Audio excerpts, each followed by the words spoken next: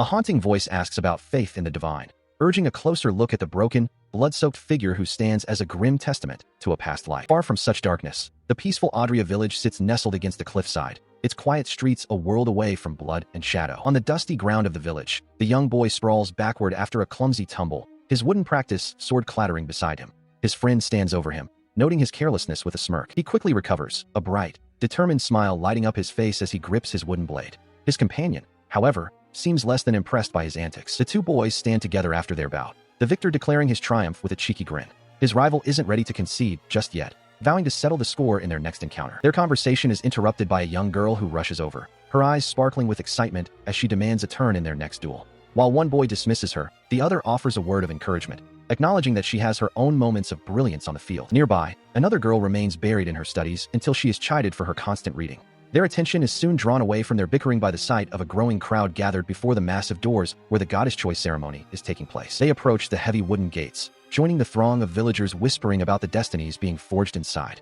Words like knight, wizard, and fighter hang in the air, fueling the anticipation of what roles the goddess will bestow upon them. He stands with his companions as the priest's voice echoes through the hall, declaring that they have finally reached adulthood and expressing gratitude to the goddess for the favorable roles they have been granted for their future. This moment of triumph brings back memories of their childhood, specifically a day when he and his friend shared their dreams of becoming the hero, noting with youthful observation that their world currently lacked such a legendary figure. Driven by that shared ambition, he spent his days training relentlessly with a wooden sword in the village outskirts, while his kind-hearted friend watched on, promising to offer daily prayers to the sun goddess to ensure he would one day achieve his goal. However, their path was never easy, as the other village children often whispered behind their backs, mockingly calling them orphans and loudly questioning why they were allowed to live among the rest of the community instead of being confined to the orphanage. The cruel taunts about their lack of parents stung deeply, casting a shadow over the four of them as they stood together against the prejudice of their peers. Refusing to be looked down upon, his friend barked back at the bullies, asserting that being orphans didn't make them inferior or foolish, though the frustration of the encounter clearly weighed on all of them as they walked away. In the wake of that shared pain,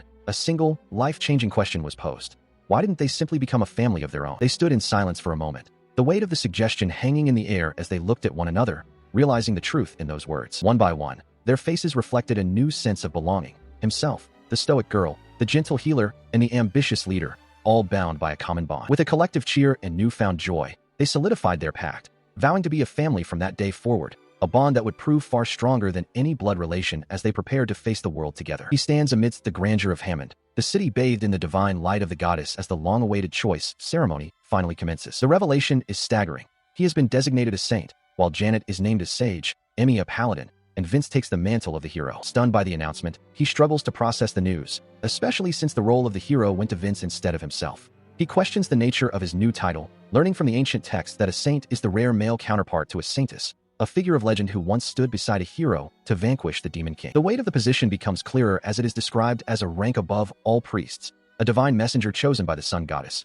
capable of curing any wound or illness with unmatched remedial magic. Moments later, his childhood friend calls out to him, already donned in gleaming armor and ready to gather their equipment for the journey ahead. Reaching out, the newly minted hero hands him a small, inscribed badge, a physical token of their official status as a unified team. With the group assembled, the blonde youth reassures him that he needn't worry about the dangers of combat, insisting that his only duty is to provide support while the rest of them handle their first dungeon exploration. When he tentatively suggests that he could still use a sword to defend himself, the others immediately shut down the idea, adamant that a healer has no business being on the front lines. The young paladin promises to be his shield so he can focus entirely on his recovery spells, while the sage warns that the entire party would crumble should their healer fall. He quietly accepts this reality, realizing that for an orphan like himself, attaining one of the highest-ranking jobs in the world alongside the hero is a blessing far beyond what he ever dared to imagine. He stands at the forefront of his childhood friends, his heart swelling with a sense of duty. Vince, now the party's hero, declares with unwavering confidence that they will use their newfound powers to protect their family, cementing their bond as they prepare for the trials ahead. He can only watch in silence as that shared resolve shatters in a dimly lit room when the hero delivers a crushing blow to their unity. With a cold finality, the leader informs the young saint that his presence is no longer required, leaving the others in stunned silence as the decision is laid bare. This bitter realization begins to take root within him, echoing the harsh truth of their recent journey. Despite the prestige of his title, his specialized healing abilities had proven utterly redundant during their time in the depths. He had channeled his mana with precision, the light of his restorative magic flaring brilliantly as he called upon the heavens to mend wounds. Yet, the spectacle of the spell was hollow, a performance for a stage that required no actors. At the onset of their first dungeon crawl, the atmosphere had been vastly different, filled with optimism and reliance.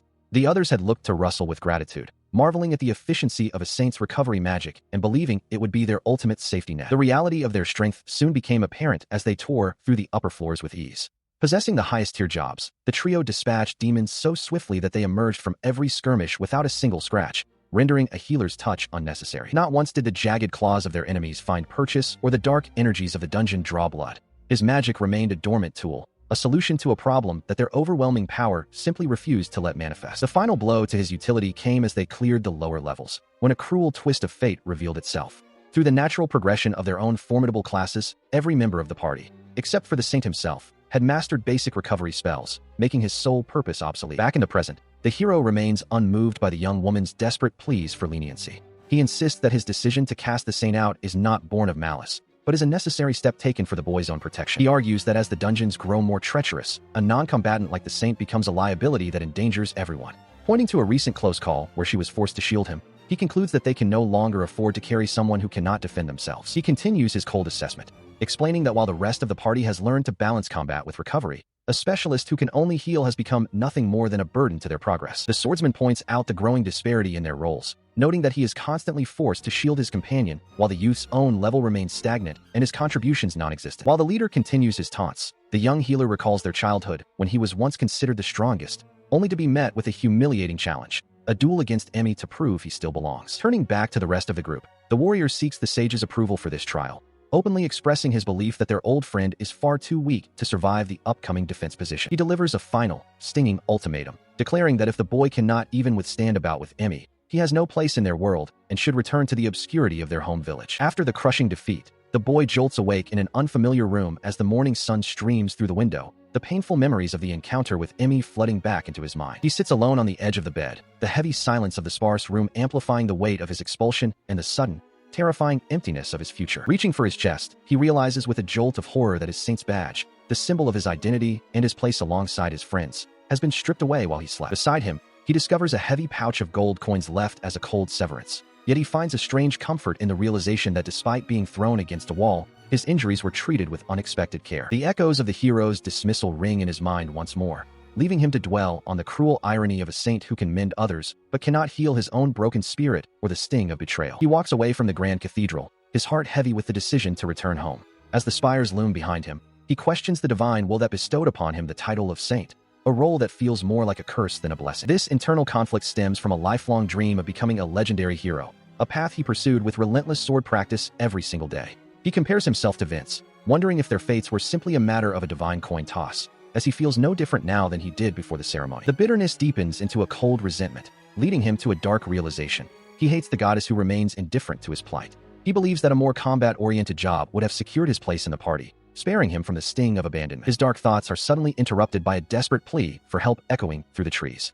A young girl, disheveled and tearful, emerges from the brush, her voice trembling as she begs for someone to assist her. He quickly approaches the child, recognizing her as the daughter of a local farmer from his village. She is inconsolable, sobbing for her mother, which prompts him to ask about her parents' whereabouts and why she is so far from home. With a look of profound sorrow, she explains that her mother has fallen gravely ill with a condition the village healers cannot identify or treat. The weight of her words hangs heavy in the air, striking a chord within him. He looks at her and sees a reflection of his own past, realizing that without her mother, she will become an orphan just like him. Driven by a sense of shared pain and duty, he asks her to lead the way to her home, refusing to leave her to face this tragedy alone. He steels his resolve, reminding himself that despite his expulsion, he is still a healer with the power to make a difference. Nearby, the villagers' search parties are beginning to lose hope as the sun sets, unaware that the girl they call Brenda has found a savior. They are soon spotted by the searchers, who are surprised to see the boy from the orphanage accompanying the missing child. He doesn't stop to explain, his focus entirely on the girl as they rush toward her dwelling. Upon reaching the humble cottage, the girl bursts inside to find her mother lying motionless and pale on a simple bed. He follows close behind, his eyes narrowing as he assesses the woman's dire condition, prepared to put his unwanted skills to the test. He stands over the bed, his heart heavy as he observes the woman's shallow, ragged breathing. The situation is far more dire than he anticipated, and a wave of self-doubt washes over him. He recalls the stinging words of his former companions, who dismissed him as useless, and he worries that his meager healing abilities might not have any effect on such a severe affliction. Despite his fears, he cannot bear the thought of the young girl losing her mother and becoming an orphan, just as he did. He remembers the true weight of his title. A saint is a holy messenger chosen by the sun goddess, an expert in healing magic capable of mending any wound or illness. stealing his resolve. He realizes that he must tap into that latent power immediately, regardless of his past failures. With a surge of conviction, he unleashes his magic, a brilliant, intricate circle of light erupting before him. He focuses every ounce of his will into the spell, the word cure manifesting at the center of the radiant energy as he attempts to purge the sickness from the dying woman's body. Far from the humble cottage, a lone warrior pauses as a sudden, blinding pillar of light pierces the horizon.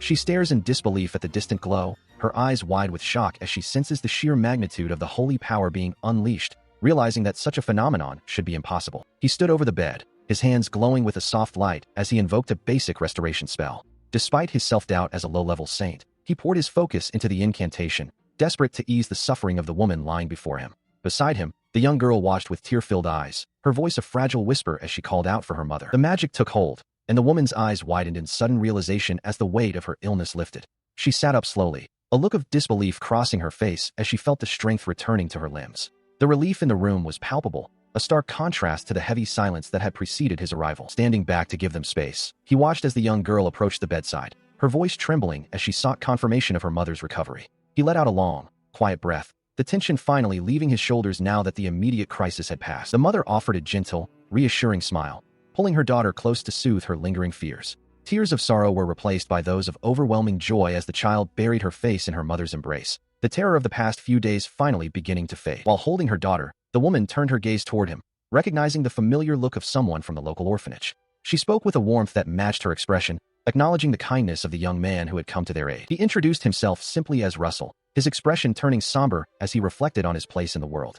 While the name of the hero Vince was known far and wide, he felt the weight of his own perceived insignificance, knowing that many viewed the role of a saint as nothing more than a minor support. The woman, Victoria, introduced herself and her daughter, Belinda, expressing her deep gratitude even as she worried about how to repay him for the treatment. He tried to downplay the feat, claiming it was merely basic magic, but she was quick to disagree, insisting that his intervention had instantly banished the agonizing pain she had been enduring. As she pondered how to properly thank such a selfless person, he remained humble, his thoughts drifting back to the bitter memory of his former party. He recalled the moment he realized that even the sage, Janet, had mastered the same healing spells at a low level, a revelation that had made him feel entirely replaceable and deepened his sense of inadequacy. He watches as the young girl, Belinda, beams with a tearful, joyous smile, thanking him for saving her mother. Despite the success, his mind drifts back to the bitter memories of his former party, where his vital recovery magic was dismissed as a mere secondary role, a string of bad luck that led to his eventual exile. As Victoria rests with the child, she ponders the mysterious cause of her sudden ailment, unaware that the young man is grappling with his own past. He remembers the day he was cast out, falling ill himself shortly after, just as a dark, foreboding entrance to a dungeon manifested on the outskirts of their quiet village. The realization hits him with the force of a physical blow, a dungeon, here of all places. He stares into the distance, his expression hardening as he curses the cruel whims of a goddess who seems intent on weaving a dark destiny for him, especially after he was injured trying to investigate the site the very day after he fell sick. The irony of the situation is suffocating, as he recalls the stinging words of his former companions who deemed him useless in the depths of a dungeon. Now, the very thing that cost him his place in the heroes group has followed him home, a new labyrinthine threat rising in the one place he sought peace. Standing on a hill overlooking the humble town of Adria, he looks down at the peaceful clusters of houses, far removed from the centers of civilization. He questions why such a joke of fate would place a dungeon here and wonders if he, a healer who supposedly cannot fight, has any business stepping into a den of monsters. His gaze softens as his thoughts turn toward the orphanage, the only home he has left. A flicker of genuine concern crosses his face as he wonders if the people who raised him will be safe from the encroaching darkness. With a heavy heart, he makes his way toward the familiar stone walls of the orphanage, noting that half a year has already passed since his quiet return to these grounds. The building stands tall against the twilight sky, a silent witness to his internal struggle. Just as he prepares to enter, a sharp, authoritative voice cuts through the air, demanding he stop. He pauses, his back to the speaker, as the command to wait echoes through the courtyard. Turning, he finds himself face to face with Sister Gemma, whose stern expression has only deepened with time.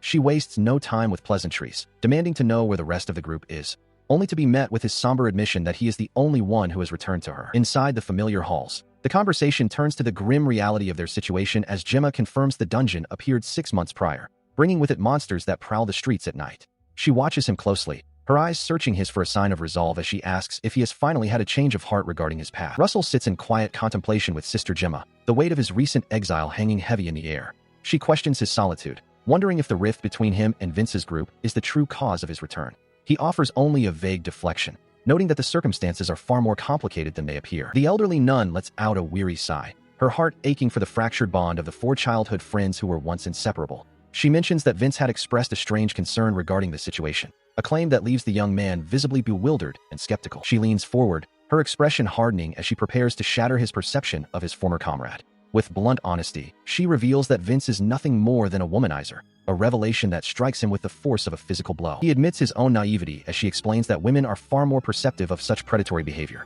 She details how Vince's true desires were always fixed on Emmy and Janet, constantly eyeing them with a hunger that went unnoticed by his male companion. The depth of the betrayal becomes even clearer as she recounts how Vince proposed to Janet a mere day after being rejected by Emmy. This news is a complete shock to him, as he had never heard even a whisper of these desperate advances during their time together. Memories of their shared past flood back, highlighting Vince's fragile ego and his inability to handle being outperformed.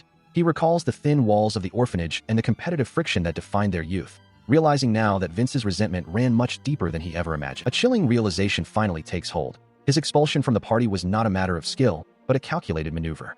Vince orchestrated his exile simply to remove the only obstacle standing between him and the 2 women he desired to isolate. Seeing the turmoil in his eyes, the sister gently urges him not to be so hard on himself. He remains humble, arguing that his limited utility as a mere healer made his departure inevitable, but she counters by reminding him of his sacred status as a saint. Their somber discussion is violently interrupted by a piercing scream from outside. A monstrous scarlet bat has descended from the dungeon, its presence signaling an immediate and deadly threat to the peace of the town. He springs into action, casting aside his internal conflict to face the looming danger. Despite his official role, he reaches for a sword, acknowledging that his hands are far more accustomed to the weight of steel than the wood of a healer's staff. He eyes the weapon held by the mysterious woman who has suddenly appeared. Realizing the urgency of the situation, he decides to take a gamble, declaring his intent to borrow her blade to face the threat. Despite her sharp command to stay back, the young man's mind races back to the years of secret training he endured. He had always admired the legendary heroes, honing his skills with a sword in the hopes of one day standing among them, even while the world saw him only as a healer. He knows that to slay the monsters, he must finally use the sword he forged in his heart. With a sudden, explosive burst of speed, he lunges forward, the borrowed blade whistling through the air in a perfect arc that cleaves through the darkness. As the monster falls, he stands amidst the dissipating mana, a quiet realization dawning upon him. Though the world labeled him a saint, he proved to himself that he possessed the strength to fight and survive on his own terms, using a quick healing spell to mend his minor scrapes. Sensing his victory, the silver-haired warrior approaches, her voice tinged with a mix of surprise and concern as she asks if he is unharmed. He turns to face her fully, the adrenaline of the battle slowly fading as they stand together in the quiet that follows the chaos. Her expression turns solemn as she poses a question that strikes at the very core of his identity, asking if he still holds faith in the goddess who bestowed his unwanted title. The question triggers a flood of bitter memories, reminding him of the family, the dreams, and the life he lost the moment he was chosen for a path he never wanted. The weight of his past grievances culminates in a silent, internal rejection of the divine, acknowledging that he no longer believes in the goddess. A heavy silence hangs between them as he struggles with the raw emotion bubbling to the surface, his eyes cast downward in a moment of dark reflection. Finally, he looks her directly in the eye, his voice steady and filled with a cold, unwavering conviction as he confesses his deep-seated hatred for the goddess. He sits on the edge of his bed, the morning sun streaming through the window of his room. The light catches the dust motes in the air as he remains lost in thought, the quiet of the morning offering a brief moment of peace before the day's burdens take hold. His mind drifts back to a conversation with Sybil, where the question of faith was raised. When asked if he believed in the goddess, he could only reflect on a time when he truly did, a stark contrast to the skepticism that now clouds his heart. As they prepare to move out, Sybil brings up the name of a group that has been on her mind, the Red Salvation Society. Janet, eager to get started, urges them to move, but Sybil lingers on the thought of this mysterious organization. Walking through the city streets, she explains that this group is a conspiratorial religion that has twisted the doctrine of the sun goddess. They prey on the fears of the populace, claiming that the goddess is planning ahead and that joining them is the only way to find safety. She continues her explanation, detailing their predatory tactics. Once they have led someone to believe in their new doctrine, they claim that salvation is reserved only for the faithful, a claim they use as leverage to demand steep membership fees from their new followers. The cost of this supposed salvation is high, requiring 30 silver pieces every month. Furthermore, she notes that for every additional silver piece offered, believers can climb the ranks within the society, turning faith into a commodity for the wealthy. Turning her gaze toward him, she offers a stern warning. While she acknowledges his inherent kindness, she insists that he must be exceptionally cautious when dealing with such people, as his nature might make him a target for their manipulation. He later descends the wooden stairs of the inn, his expression hardening as he prepares for the tasks ahead. The weight of his past and the warnings of his companions settle heavily upon him, fueling a quiet resolve. Memories of his expulsion and the discovery of a new dungeon flicker through his mind, a reminder of the path he has been forced to walk. The bitterness of that betrayal remains a sharp edge in his thoughts as he faces the uncertain future. He stared at the application in his hands, the irony of being invited to join a religion dedicated to the goddess he despised weighing heavily on him. As he walked away, the frustration boiled over, leaving him questioning why such misfortune continued to dog his steps. His path was blocked by a woman whose cheerful greeting suggested she had been watching him interact with the children earlier. She looked on with a mix of amusement and offense when he bluntly asked if she was a member of the predatory Red Salvation Society. He quickly realized his error, noting that her attire was predominantly blue, a far cry from the crimson robes of the cultists he had been warned about. While he apologized for the mistake, he couldn't help but wonder why she had questioned his faith in the first place, even as he informed her of his plan to head to the dungeon. His thoughts turned to Victoria's suffering and the monsters threatening the village. He was determined to prevent anyone else from becoming a victim. Suddenly, she offered to accompany him on his dangerous trek, catching him completely off guard. She introduced herself as Sibylla, flashing a confident smile as she made it clear that her motives were her own and distinct from his assumptions. He didn't hesitate for a second, delivering a flat refusal that left her gaping in disbelief at his rejection. He continues his trek, but the persistent woman refuses to take no for an answer, trailing behind him and declaring her intent to follow regardless of his wishes. As they arrive at the Adventurers Guild, she takes the lead, boldly announcing to the receptionist that they are forming a new party. He watches in silence, noting her status as a level 8 mage, a stark contrast to the dagger she wielded the night before. She turns her scrutiny toward him, expressing surprise that his occupation is listed as a saint rather than a priest, and bluntly points out that his level 5 status is dangerously low for the tasks ahead. Despite her criticisms, she breaks into a smile, finding his stoic nature amusing and admitting her growing fondness for him. He remains guarded, his mind drifting to the lofty religious titles of the goddess's faith as a mysterious, blindfolded figure brushes past them in the crowded hall. He remains lost in thought, contemplating the optics of his situation and the unlikely pairing of a disgraced saint with a woman of such striking beauty. His mind wanders to the prejudices of his past, where his dark hair was viewed as a cursed omen by those who worshipped the sun goddess. But his reverie is broken by her insistent cheerfulness as she urges him to finalize their partnership. She strikes a confident pose, proposing that their new alliance be known as the Oath of Dusk, explaining that despite her faith, she finds a certain comfort and strength in the darkness that others fear. With the group's identity established, she wastes no time and pulls him toward the exit, declaring that their first stop must be the local weapon shop. While she focuses on the gear, he reflects on the previous night's battle, which proved that his skills with a blade are viable despite his magical calling, and he resolves to forge a new path as a combatant who heals himself. His resolve is met with her genuine excitement, her eyes sparkling as she encourages his unconventional choice to master the sword. She walked alongside him, admiring the quality of his white tunic. She insisted that the garment was far superior to anything he could trade it for, noting its lightness and resistance to magic. She hadn't forgotten his impressive display against the monster earlier, and he had to admit that keeping the high-quality robe was the wiser choice. The path ahead led them toward a range of jagged, snow-capped peaks that loomed over the horizon. As they trekked through the brush, she remarked on the clear skies, noting that it was a truly perfect day for an expedition. They eventually reached the mouth of a dark,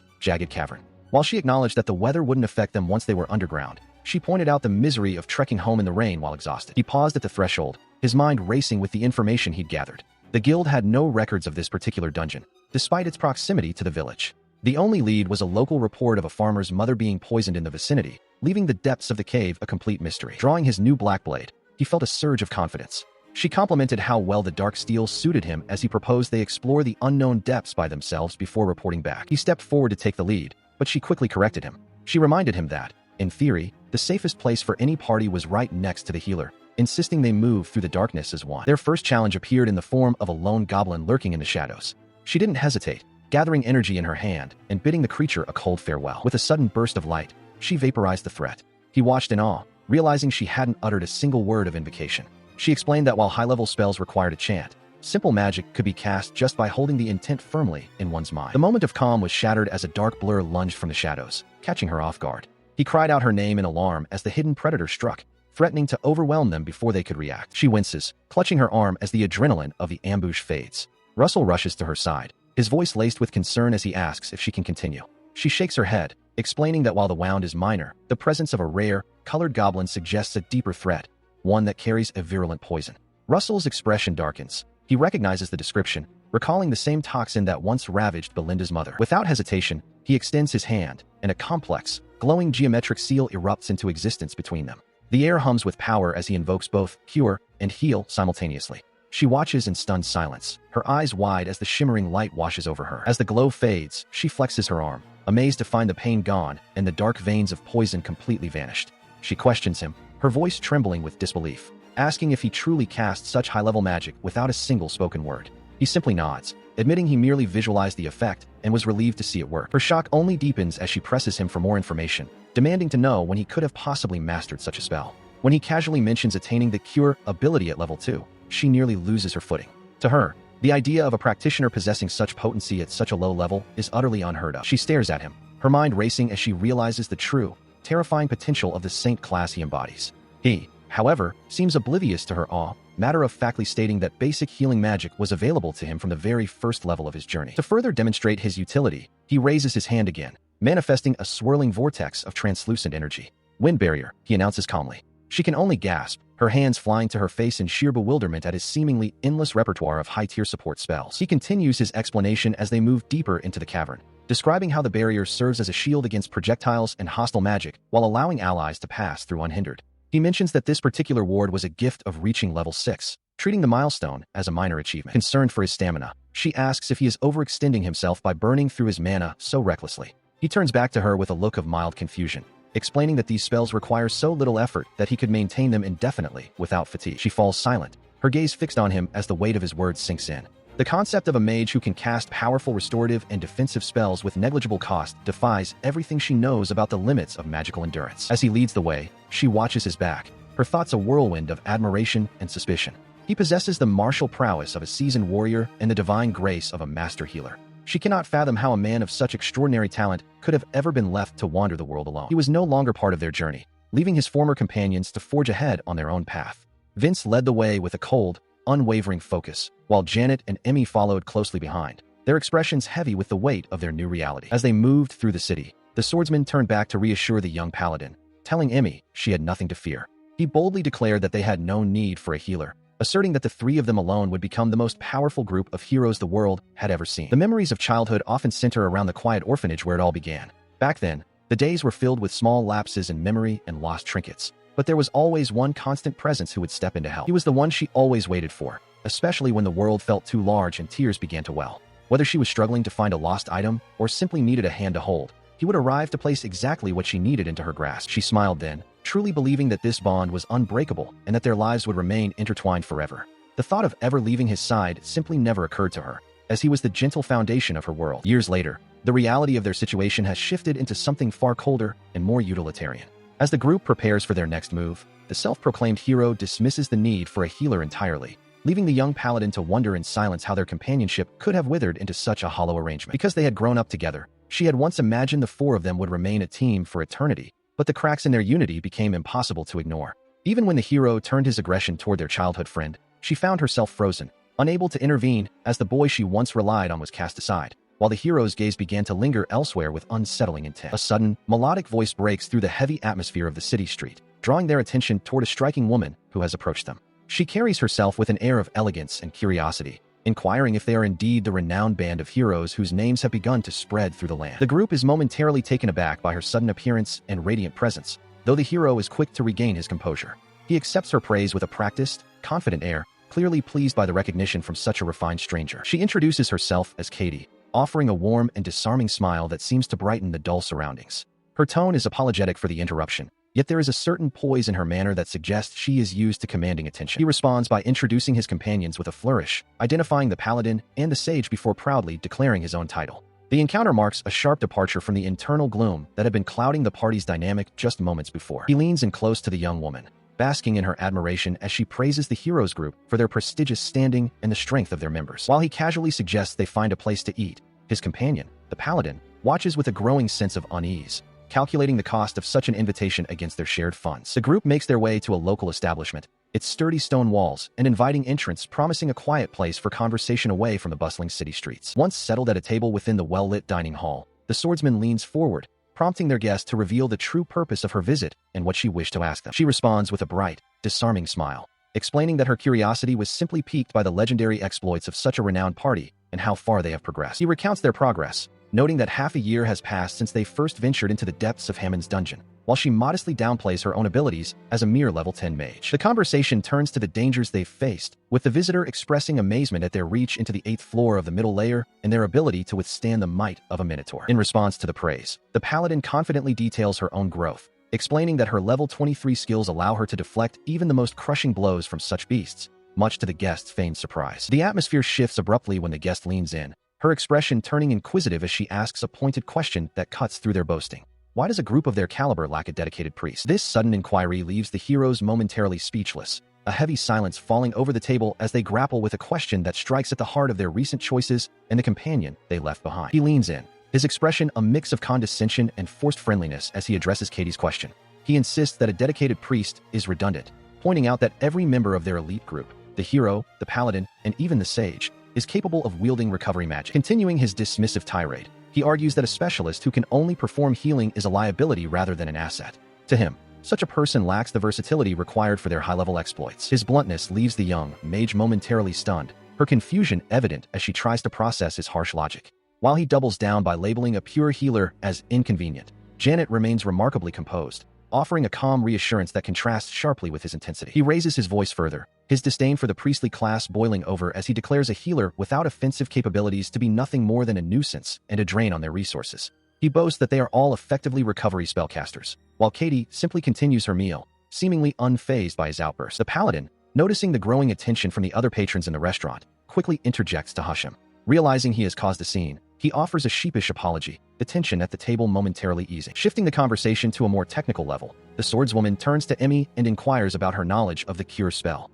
She begins to explain the unique nature of the sage class, catching the paladin off guard with the sudden change in topic. She reveals that she mastered the healing spell back at level 15, and now that she has reached level 26, her repertoire has only grown. With a confident smile, she explains that a sage is essentially the equivalent of a great wizard, possessing formidable power. She then asks the group about the fireball spell, noting that she acquired such offensive magic as early as level 1, leaving her companions to ponder the true depth of her abilities. She goes on to describe the pinnacle of the magical hierarchy, where the saint stands as the ultimate master of recovery, traditionally paired with a great mage who specializes in devastating offensive spells. Katie listens intently, her eyes wide as she absorbs this lesson in high-level class dynamics. The underlying structure of their world's vocations becomes clear. While priests and mages serve as the foundation, they eventually ascend to the ranks of saints and great wizards. The sage, however, occupies a unique and powerful position in between, bridging the gap by mastering the arts of both life-giving restoration and destructive combat. She is described as leaning more toward the offensive capabilities of a great mage, as people rarely maintain a perfect balance between disciplines. In Janet's case, her natural aptitude for destructive spells has outpaced her development in the restorative arts. Because of this specialization, her recovery magic naturally falls short of a dedicated priest's power, though she possesses nearly all the skills of a great mage. This leads to a questioning of her utility. If her healing is inferior, can she truly replace a dedicated healer? And at what point would a priest typically master the essential cure skill? Nearby, Sybil watches the exchange with a knowing, confident smile, her eyes gleaming with a secret understanding of the path ahead. The milestone for such mastery is set firmly at level 10. Deep within the dungeon, Russell drives his blade through a monster, his movements sharp and efficient as he reaches level 8. Having dispatched the creatures, he receives praise from Sybil, who is impressed by his rapid progress. He notes that defeating monsters directly has accelerated his growth far beyond traditional methods, even allowing him to unlock new magical abilities that usually take years to manifest. He demonstrates this new power, a spell called Cure Link, which radiates a soft light between them. Sybil is stunned, realizing the spell heals the entire party simultaneously, a feat she hadn't even known was possible for someone at his current stage. She explains the significance, calling it a pure cure, a rare and powerful magic capable of turning the tide of any battle by restoring health and vitality in an instant. Such magic is vital, as it can instantly cleanse the body of debilitating afflictions like poisoning, hypnosis, or paralysis that often spell doom for unprepared adventurers. They conclude that while ordinary priests struggle to reach level 10 due to their inability to fight, Russell's unique combat prowess will soon grant him access to the ultimate full cure, a level of power rarely seen in the field. She is visibly stunned, her eyes wide as she demands to know why he hadn't mentioned his progress sooner. He calmly explains that he had actually begun mastering the extra cure link techniques as early as level 7, long before reaching his current standing. Processing this revelation, she realizes the sheer potency of these spells, acknowledging that even a few are remarkably strong. She then inquires about the pinnacle of his craft, the ultimate recovery magic, which he describes as a miraculous power capable of restoring an entire group from the brink of death simultaneously. As they continue their journey, their footsteps crunching on the uneven ground, she admits her surprising depth of knowledge regarding the arts of healing. Curious about his potential, she asks what other secrets his path might hold. He pauses to consider her words, his expression thoughtful as she praises him for reaching the zenith of a healing mage's status. Despite the compliment, he remains unsatisfied, questioning if his repertoire is truly limited to restoration or if there exists any magic to bolster his offensive capabilities. She quickly dispels his hopes, explaining that a vocation dedicated entirely to the preservation of life simply leaves no room for the study of destruction. He absorbs this truth in silence, his gaze dropping as the weight of his perceived limitations settles in. Deep in thought, he reflects on his role, feeling a sense of inadequacy regarding his inability to contribute to an assault. He wonders what value he would have truly provided to his former companions if he were still among them. Unable to strike a decisive blow, a sharp memory of rejection flashes through his mind, the sting of being called trivial echoing like a physical blow. The phantom pain of past dismissals serves as a grim reminder of why he seeks more than just the power to miss. Sensing his inner turmoil, she places a steadying hand on his shoulder, urging him to recognize the true worth of his abilities. She reminds him of the ancient legend of the saint, a figure whose power was so vast they could purge a plague from an entire nation in a single moment. The chronicles of old describe how that legendary figure's prayers reached the heavens, dispelling a demon-infested miasma and curing every afflicted soul in the land. It was a feat of such magnitude that the saint was left in a deep slumber for days, exhausted by the divine effort. She concludes her history lesson by pointing out that the saint had likely used a massive cure link to save the village in secret. Looking him directly in the eye, she asserts that he possesses the potential of a living legend, leaving him with little room to grumble about a lack of offensive spells. She listens as he offers his sincere gratitude, her cheeks flushing a deep crimson.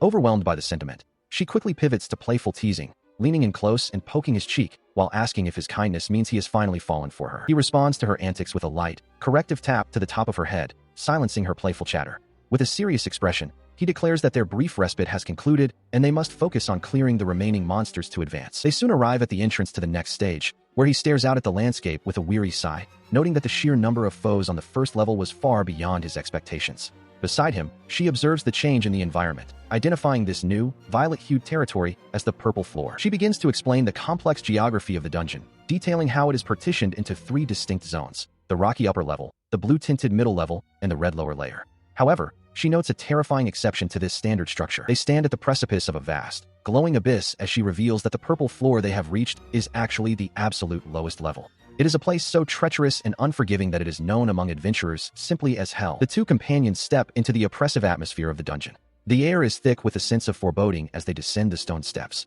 their eyes scanning the darkness for any sign of movement. Suddenly, a voice echoes through the chamber, welcoming them. A tall, shadowy figure emerges from the gloom, his form draped in dark, tattered garments and topped with a peculiar, decorated hat. He introduces himself with an eerie politeness as the dungeon maker, the architect of this subterranean labyrinth known as Audrey's dungeon. He continues, his voice dropping to a chilling tone as he reveals his true identity. To the shock of the two adventurers, he claims to be the Demon King, the very architect of the lowest levels of the underworld. Russell's mind races as he tries to reconcile this figure with the legends of the world's greatest enemy. He questions if this is truly the same entity that the hero and Saintess once faced, the overwhelming foe of all mankind. The figure confirms this with a dark amusement, acknowledging his lineage. Seeing their stunned expressions, the entity chuckles, noting how rare it is for humans to have the honor of a direct audience. Russell, recovering his composure, demands to know the purpose behind this dungeon's existence in such a remote location, far from the centers of power. The figure's attention shifts toward the nearby village of Audria and its orphanage, mentioning the paladin who resides there. He makes his intentions clear. His target is the hero's group, specifically the one tasked with the hero's protection. His single, visible eye gleams with a cold, murderous intent. He speaks with absolute finality, declaring that the hero is a stain upon the world that must be thoroughly erased. Faced with this direct threat to their world and allies, the two companions brace themselves. The air around them crackles with tension as they prepare to face the architect of their potential demise. He stands firm, feeling the suffocating weight of the adversary's bloodlust. The shadowy figure before them muses about strategy, questioning why one wouldn't simply target the hero from the start, finding the psychological game far more entertaining. The entity continues his lecture, explaining that the first priority in any efficient slaughter is to crush the healer. He observes that while a Saintess would be guarded by a shield bearer, he believes this generation lacks a saint, leaving only a vulnerable priest to be dealt with, a fatal mistake in his calculations. His cold logic dictates that by first destroying the paladin who protects the priest, the healer becomes an easy target for assassination. Once the support is gone, he can eliminate the hero at his leisure, a plan he describes with chilling detachment. This is the true face of the Demon King, a meticulous strategist who has gathered intelligence to fabricate the most efficient plan for the hero's demise. He admits to underestimating the resourcefulness of his prey, yet his confidence remains unshaken as he looms over them like a living nightmare. He continues his declaration, unaware that the young man before him is the very saint he intends to eliminate. Realizing the gravity of the situation, the youth understands that if the enemy's plan to remove the group's healing factor succeeds, the entire party will be defenseless. The Demon King then declares that they will serve as the first test subjects for his latest, most important creation. Suddenly, the ground trembles and the air ignites as a massive surge of magical energy erupts before them. Both companions can only watch in shock as a terrifying presence begins to manifest within the inferno, the heat becoming unbearable. From the swirling embers, a massive fire dragon emerges, its scales glowing with internal heat. The warrior woman gasps, unable to believe that their foe possesses the power to conjure such a high-level monstrosity so effortlessly. The beast towers over them, a living wall of flame and fury that fills the chamber. As the Demon King looks on, the sheer scale of the threat becomes undeniable, casting a long, flickering shadow over the two adventurers who stand dwarfed by its size. Satisfied with the successful summoning, the Dark Master bids them a mocking farewell, stating that his time for talk has ended. Sensing the immediate peril, the young man shouts for his companion to retreat, though the path to safety is rapidly vanishing behind the dragon's bulk. The exit is now barred, as the Demon King has designated the dragon as the floor's guardian. With the stairs blocked and a legendary predator before them, the trap has been fully sprung, leaving them with no choice but to fight. He reacts instinctively, summoning a swirling wall of air to intercept the dragon's incinerating breath. The sheer density of the wind barrier surprises him, as it holds firm against a force that should have easily shattered it. This unexpected strength leads him to a startling realization. The magic had somehow activated twice simultaneously, and without the need for a formal incantation, resulting in a vastly amplified defensive shield. As the dragon's assault momentarily ceases, his companion urges a tactical retreat, but he remains frozen, his mind racing to process the anomaly of his own power while she calls out his name in desperate concern. Shaking off the momentary daze, the young man casts a restorative spell to mend his minor injuries, assuring his partner of his well-being before they both scramble to find a more secure position while the beast is momentarily distracted. Crouched behind the jagged remains of a stone pillar, they watch the massive predator prowl the chamber. He knows that escape is impossible without slaying the floor boss. Yet the odds of two adventurers defeating such a creature seem insurmountable. The weight of their situation begins to crush his spirit, and he sinks to the ground, sweat beading on his brow as the terrifying thought of their impending death takes hold of his mind. In the depths of his despair, he reflects on his journey and the hope he found upon meeting his ally,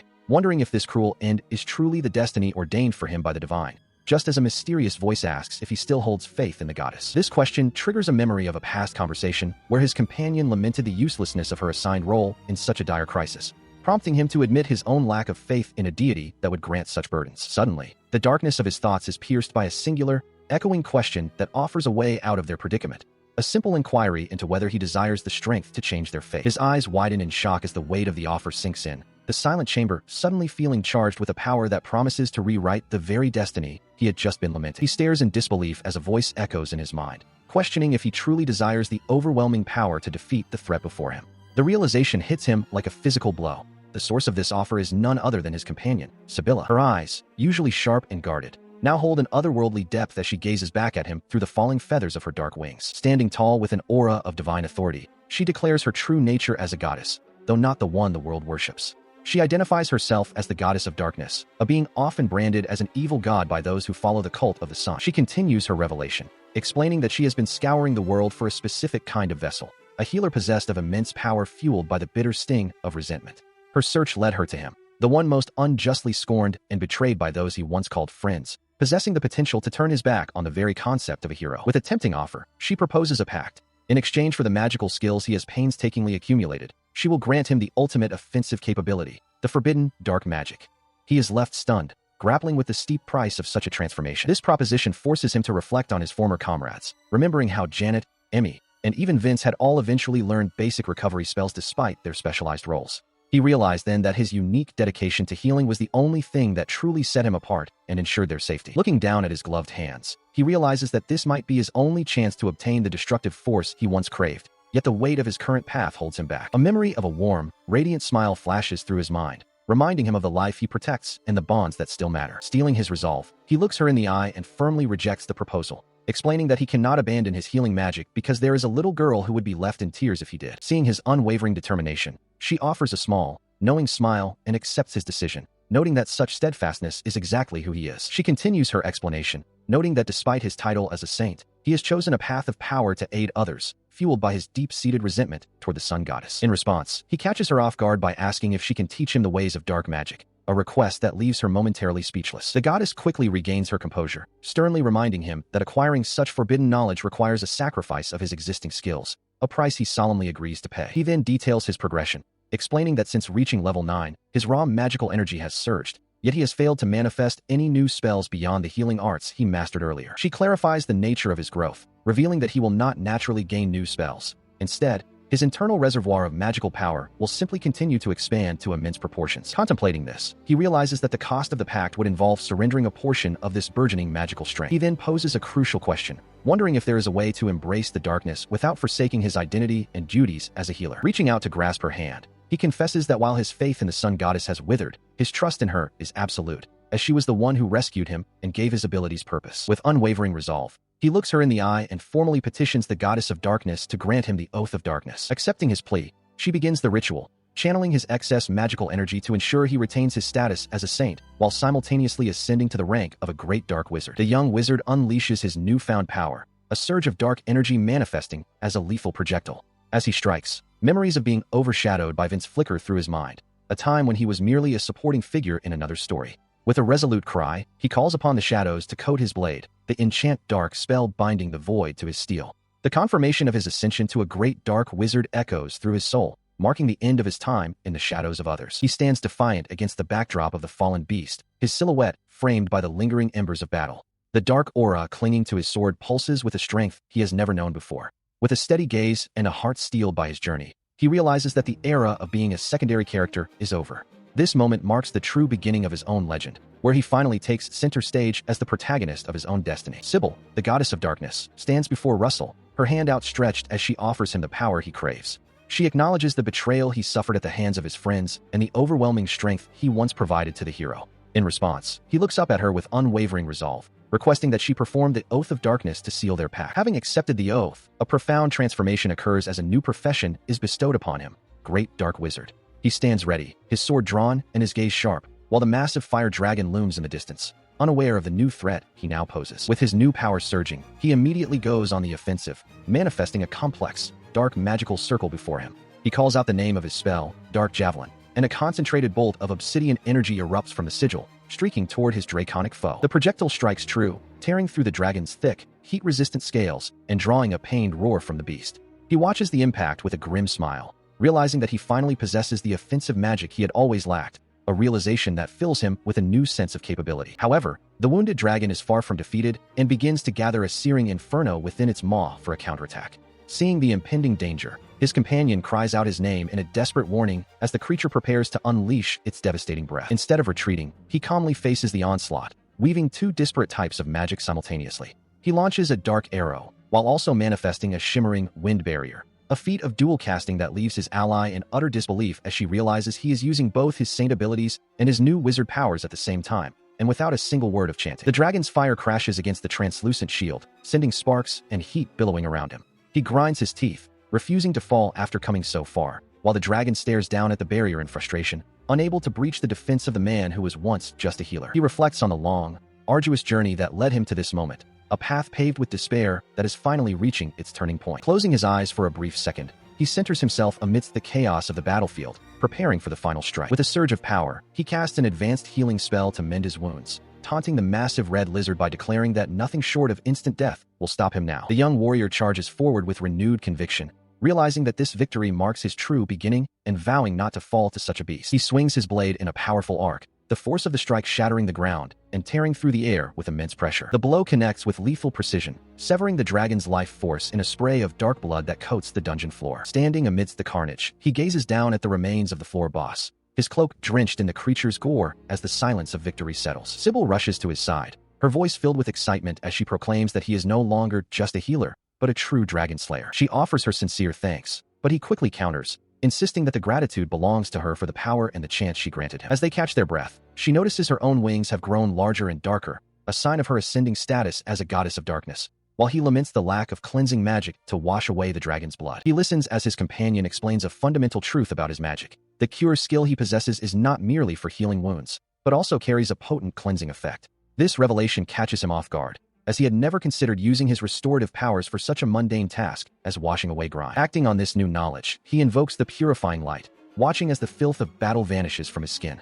However, a strange phenomenon occurs. While his body is restored to a pristine state, his once white tunic does not return to its original color, instead absorbing the dark essence of the dragon's blood until it turns a deep, solid black. As he stares at his transformed attire in bewilderment, she begins to speak of a creature known as the Black Kite, a bird of great size and boldness. He can only offer a confused look in return, struggling to understand why she would suddenly bring up such a creature in the wake of their victory. She clarifies that if his magic failed to cleanse the blood, it is because the world itself does not perceive the dragon's life force as mere dirt. Drawing a parallel to how salamander blood is prized for its heat-resistant properties in dyeing, she suggests that the blood of a creature as powerful as a fire dragon must possess an even more profound and permanent effect on his gear. The explanation continues as she recounts the history of a distant land where the black kite was revered as a harbinger of triumph. She declares that his tunic, now saturated with the essence of their fallen foe, has evolved into a completed artifact, though he remains skeptical about how a simple bird relates to his current situation. With a playful wink, she recites an ancient proverb concerning white cloth stained by blood and the protective nature of gold thread.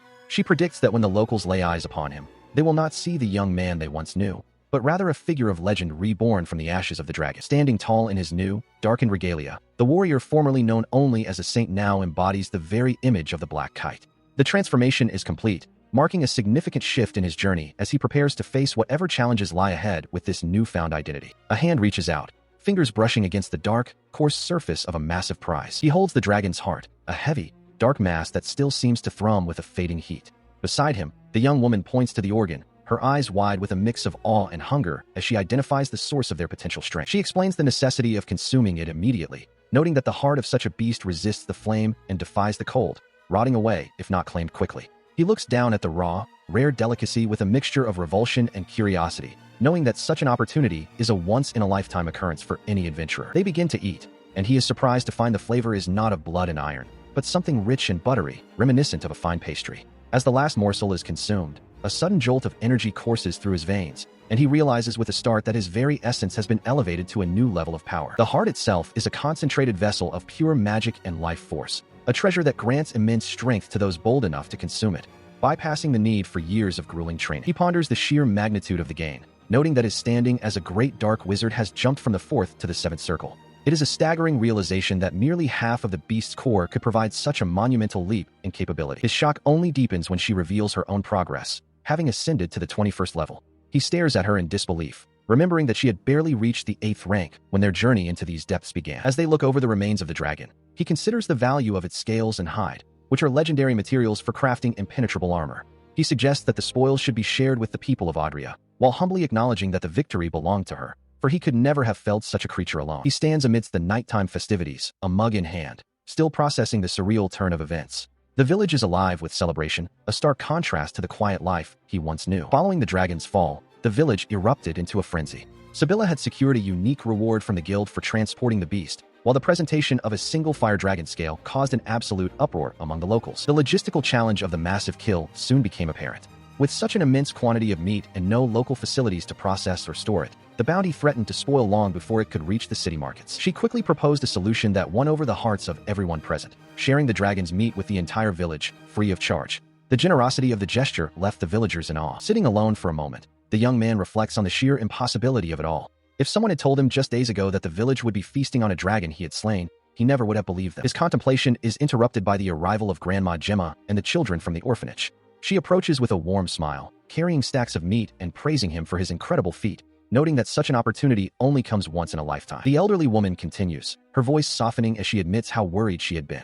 When he first returned to the orphanage, he looked as though he were on the verge of death, making his current vitality a true relief to her. As they speak, a figure approaches from behind, her presence marked by a sudden, heavy silence that cuts through the festive atmosphere. The newcomer, whom he recognizes as the guild's receptionist, bows her head deeply in a sincere apology. Her usual professional composure is replaced by a look of genuine regret. She confesses that she had completely misjudged him, assuming he was merely a weakling riding the coattails of Vince's group. Seeing him stand on his own and slay a dragon for the sake of the village has forced her to realize how wrong she truly was. Halfling questions Russell about his black hair, noting that while some might judge him for it, having such a feature doesn't inherently make him a bad person. She continues, expressing surprise that he made such a big deal out of it, and observes that he still hasn't changed his habit of being overly self-critical. As the festivities continue, Russell realizes the town's newfound joy is a direct result of his actions. Sibylla interrupts his thoughts, playfully asking if he's enjoying the celebration. Their conversation is cut short as little Emmy rushes over, calling out to her big brother in excitement. Her mother follows, expressing deep gratitude for Russell's help with the dragon and the recovery efforts. The woman notices Russell's dark attire and asks if he's changed his clothes, to which Sibylla explains the significance of the Black Kite moniker. Hearing the name, Emmy's eyes light up with pure admiration, finding the title incredibly cool. He stands tall under the moonlight, now officially recognized by those around him as the Black Kite Saint. This new title makes him reflect on how he used to push people away, convinced that his black hair was a curse that would only bring rejection. However, meeting Sibylla and Belinda changed everything, allowing him to embrace his dual nature as both a saint and a wizard. He resolves then and there to cast aside his pessimism. With a genuine smile, he accepts his new identity, ready to embrace this day as the start of a brand new chapter in his life. He envisioned the grim memories of his former party, recalling the moment their lack of cohesion nearly cost them everything during a brutal encounter. As the young healer was thrown to the ground by a crushing blow, she desperately tried to mend her own wounds, her voice trembling as she called out for help amidst the chaos. Despite her efforts, the magic felt hollow and insufficient, leaving her paralyzed on the cold floor by the realization that her strength simply would not return. Suddenly, a harsh light flared as the swordsman intervened, casting a crude healing spell to force her back onto her feet while dismissing her struggle. He boasted of his own prowess in saving her. Ignore her protests as he sharply ordered her to recover faster so she wouldn't become a further burden to the group's survival. The battle continued to spiral out of control, the monstrous foe easily parrying their disjointed attacks as their formation crumbled under the weight of the beast's power. Amidst the clashing steel and desperate maneuvers, the girl could only watch in silence, the weight of their impending defeat pressing down on her as the monster loomed closer. Later, during a moment of respite, the senior mage spoke with a chilling detachment, apologizing for her own perceived clumsiness while subtly critiquing the girl's inadequate healing capabilities as being beneath their needs. She went on to dissect the party's flaws with ruthless logic, coldly calculating whether they could even survive without a true priest and suggesting that the current members might be better off replaced or abandoned to optimize their chances. Hearing this heartless analysis, the young healer could only stare in horror, finally seeing the cold, transactional nature of the people she had once called her allies. The members of the heroes group, Katie, Emmy, and Vince, are filled with a sense of accomplishment. Each of them announces their progress, celebrating the fact that they have successfully leveled up during their recent endeavors. The dark-haired youth stands amidst the group, his expression somber as he acknowledges his own growth. Despite the shared success, a heavy weight seems to hang over him as he quietly notes that he, too, has reached a new level of power. He watches his companions from behind, their silhouettes framed against the light. A gnawing sense of inadequacy plagues him. He feels a desperate need to increase his strength quickly, fearing that he is falling behind and can no longer keep pace with their rapid advancement. His thoughts drift back to the terrifying presence of the Demon King, the memory of the encounter fueling a cold determination. He realizes that to survive and grow, he must eliminate his enemies by any means necessary to gain experience. Yet he stares at the staff in his hand, questioning how he can possibly achieve this. He remains lost in thought, the weight of his internal struggle visible in his tense posture. He understands that if he cannot find the strength to act today, he will remain stagnant forever, yet the fundamental problem remains. He has no idea how to effectively combat monsters using only a staff. The young man is suddenly jolted from his dark reflections when a familiar voice calls out his name. Sibylla approaches him, her presence breaking the cycle of his self-doubt as she looks at him with a mixture of curiosity and concern. She suggests that they return to the dungeon, her tone gentle but firm. She warns him of the dangers of being distracted in such a place and asks if his current state of mind is a result of exhaustion from the intense battle they faced the day before. She watches him closely as he looks away, his mind momentarily returning to the memories of his previous comrades. Sensing his inner turmoil, she listens as he turns back to her, asking with a heavy heart if she is truly certain about continuing down this dangerous path. The monstrous entity looms in the shadows, its true purpose finally coming to light. The Demon King's presence in the dungeon of Adria is not a random occurrence. It is a calculated move intended to facilitate an invasion of the village and the systematic elimination of the heroes group's shield, the Paladin. The monstrous entity's shadow looms over the past, where the heroes group discussed their next move. They spoke of the complete conquest of Adria's dungeon, a feat that would undoubtedly aid the very group that had cast Russell aside. Sibylla, her expression clouded with concern, turned to him. She questioned if he was truly willing to risk his life for those people, noting that after such a public denouncement, a grudge would be only natural. She had seen the way they treated him and wondered if his heart truly held no malice. He met her gaze with unwavering resolve, his voice steady as he confirmed his commitment. The young man elaborated, explaining that his motivations extended beyond the heroes group. He sought to protect the villagers living in fear and reminded her that the dungeon's challenges were not reserved for the elite alone.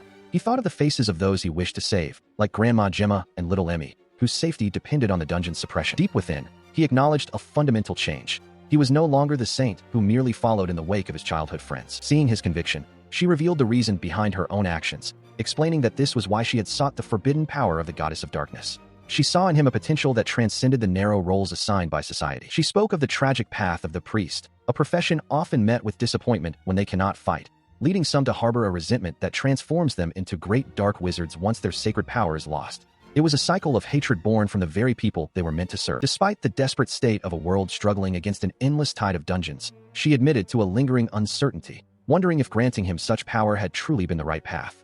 She questioned if she had merely given him a chance born of desperation rather than true wisdom. However, as she looked at him, a soft smile touched her lips. She confessed that she felt no regret, for his eyes held a quality she had rarely seen. They were eyes that refused to be clouded by the darkness she had shared with him. Those eyes, she noted, were fixed firmly on the future, driven by a sense of righteousness that even the encroaching darkness could never hope to extinguish. He watches as she beams with unbridled joy, her face lighting up as she expresses how refreshing and exciting this new journey feels with their expanded group. As they walk, he remains silent, his gaze fixed forward while he processes the weight of their mission and the unexpected cheerfulness of his companion. Their progress is marked by a strange contrast. While she points toward the horizon, eager to face the Demon King, their new ally, Katie, casually snacks on a treat as if they were on a simple stroll. He can only sweat in disbelief as Katie explains her preference for the pleasure of eating while walking, declaring herself a symbol of women's freedom. She seems entirely unbothered by the gravity of their quest, leaving him to marvel at how carefree she truly is. The light-hearted banter fades as they finally reach the imposing entrance of Audrey's dungeon, the stone maw of the labyrinth standing ready to test their resolve. Standing before the threshold, he gives a firm nod of readiness, and she leads the way, suggesting they head straight for the first line of defense. Suddenly, he thrusts his hand forward, manifesting a powerful wind barrier that swirls with intense energy. The sheer force of the spell catches even him by surprise, while she watches in awe at the display of raw power. He stares at his hand, a realization dawning on him. He blocked the attack without uttering a single word of a chant. It was an instinctive reaction, yet the magic responded with terrifying efficiency. The shock lingers on his face as he grapples with this new development, wondering how he managed to invoke such high-level magic through mere intent alone. She steps closer, explaining that very few individuals possess the knowledge or the capability to cast magic without a formal recitation, confirming that his talent far exceeds the norm. She unleashes a spear of fire, the magical energy swirling around her as she strikes down a foe in the dark corridor. After the skirmish, she leans over, catching her breath, while her companion notes that conserving mana is fundamental, though his own vast reserves make such concerns trivial for him. They move deeper into the gloom, approaching a heavy stone archway that leads further into the labyrinth. Standing at the precipice of a long descent, he resolves to stay in the rear for the coming boss battles, remembering how the second floor nearly claimed his life during his last descent. Upon entering the next chamber, they both freeze. The floor, which had been a deep purple only the day before, is now stained a vibrant, unsettling red. He explains that a dungeon change occurred overnight, a rare event where the Demon King shifts the very geography of the lower levels to suit his needs. She questions why the monsters aren't simply summoned closer to the surface,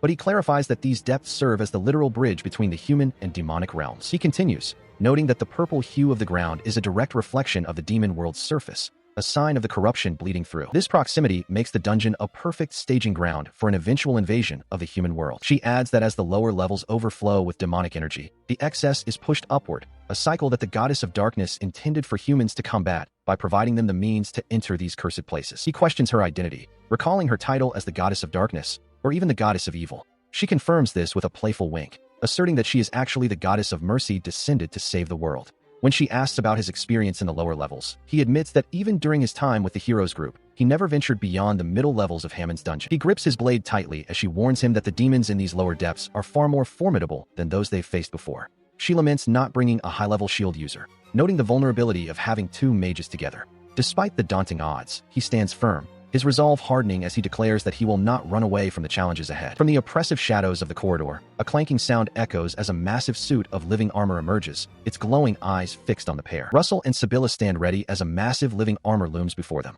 Sibylla issues a stern warning, noting that the denizens of these lower levels are far more perilous than those they encountered previously, requiring them to be on high alert. Heeding her words, he immediately goes on the offensive, conjuring a dark spear that streaks through the air and strikes the armored construct with a resounding impact. Despite the force of the blow, the entity remains upright, its metallic form barely marred. He is momentarily stunned, realizing that a spell capable of wounding a dragon has failed to bring this foe down, but she urges him to press on, noting that his efforts are indeed having an effect, and he must keep going. He shifts his strategy, gathering a dense mass of shadowy energy into a dark sphere and unleashing it upon the relentless guardian. The overwhelming power of the dark magic finally takes its toll, and the heavy suit of armor collapses onto the stone floor, its magical animation extinguished. He stares down at the remains, questioning if the threat has truly been neutralized before preparing a follow-up spear of fire just to be certain. She offers a cheerful thanks to the fallen foe for the experience gained, while reminding him to maintain his vigilance at all times. He acknowledges her support, thanking her for the timely assistance, as she pivots the conversation toward his ultimate goal of finding a great dark wizard. As they begin to move on, she poses a sudden, practical question, asking if he is truly comfortable with her absorbing all the experience from their victories instead of allowing his intended mentor to grow stronger. The realization hits him like a physical blow. He had completely overlooked the mechanics of their progression.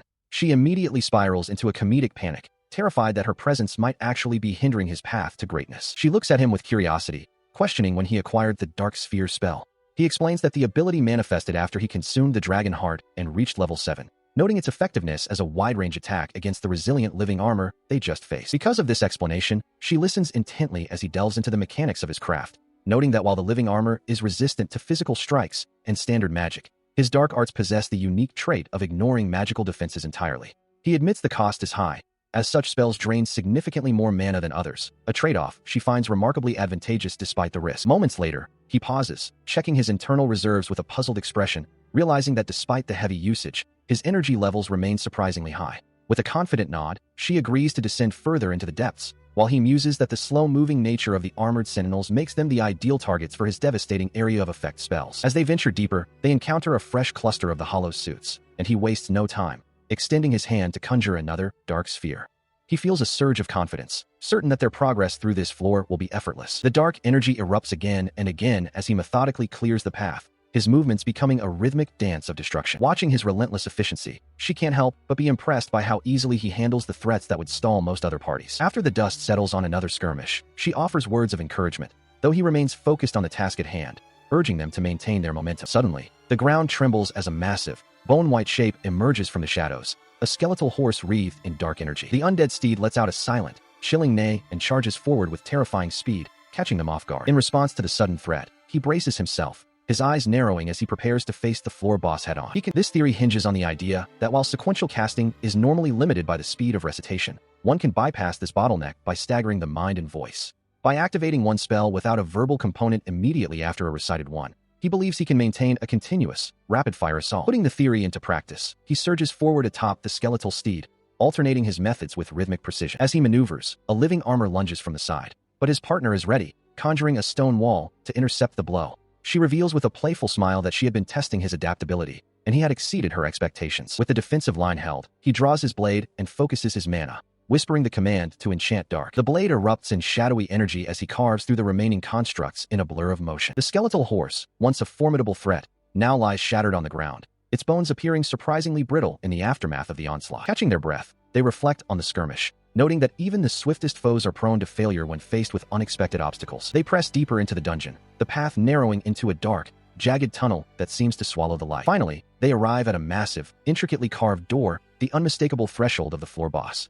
While he pauses to consider their next move, she steps forward with unwavering confidence, ready to face whatever lies beyond. Standing before the massive dungeon doors, Russell abruptly announces their departure, catching Sibylla off guard. She questions the sudden change in plans, but he remains firm in his decision to return home immediately. Katie-san observes them with a knowing smile, interjecting that preparation is the most vital element of any undertaking, especially one of this magnitude. He turns his gaze away, his expression darkening as he explains the gravity of the situation. The orphanage is in immediate peril, and he believes the only way to ensure its safety is to eliminate the demon lord before it's too late. As they discuss their next move, he expresses a desire to confront the threat sooner rather than later.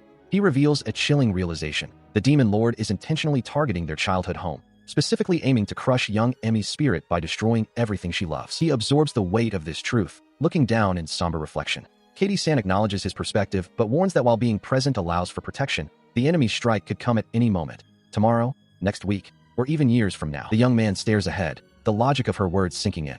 He admits that if the orphanage falls, the chances of successfully defending everyone else in the region will plummet. His resolve hardens, his eyes burning with a fierce protectiveness. He cannot allow a single soul to perish, knowing that Emmy would carry the crushing weight of guilt for a tragedy she had no power to prevent. Katie-san drives the point home, reminding him that his defeat would mean the end for everyone in the orphanage.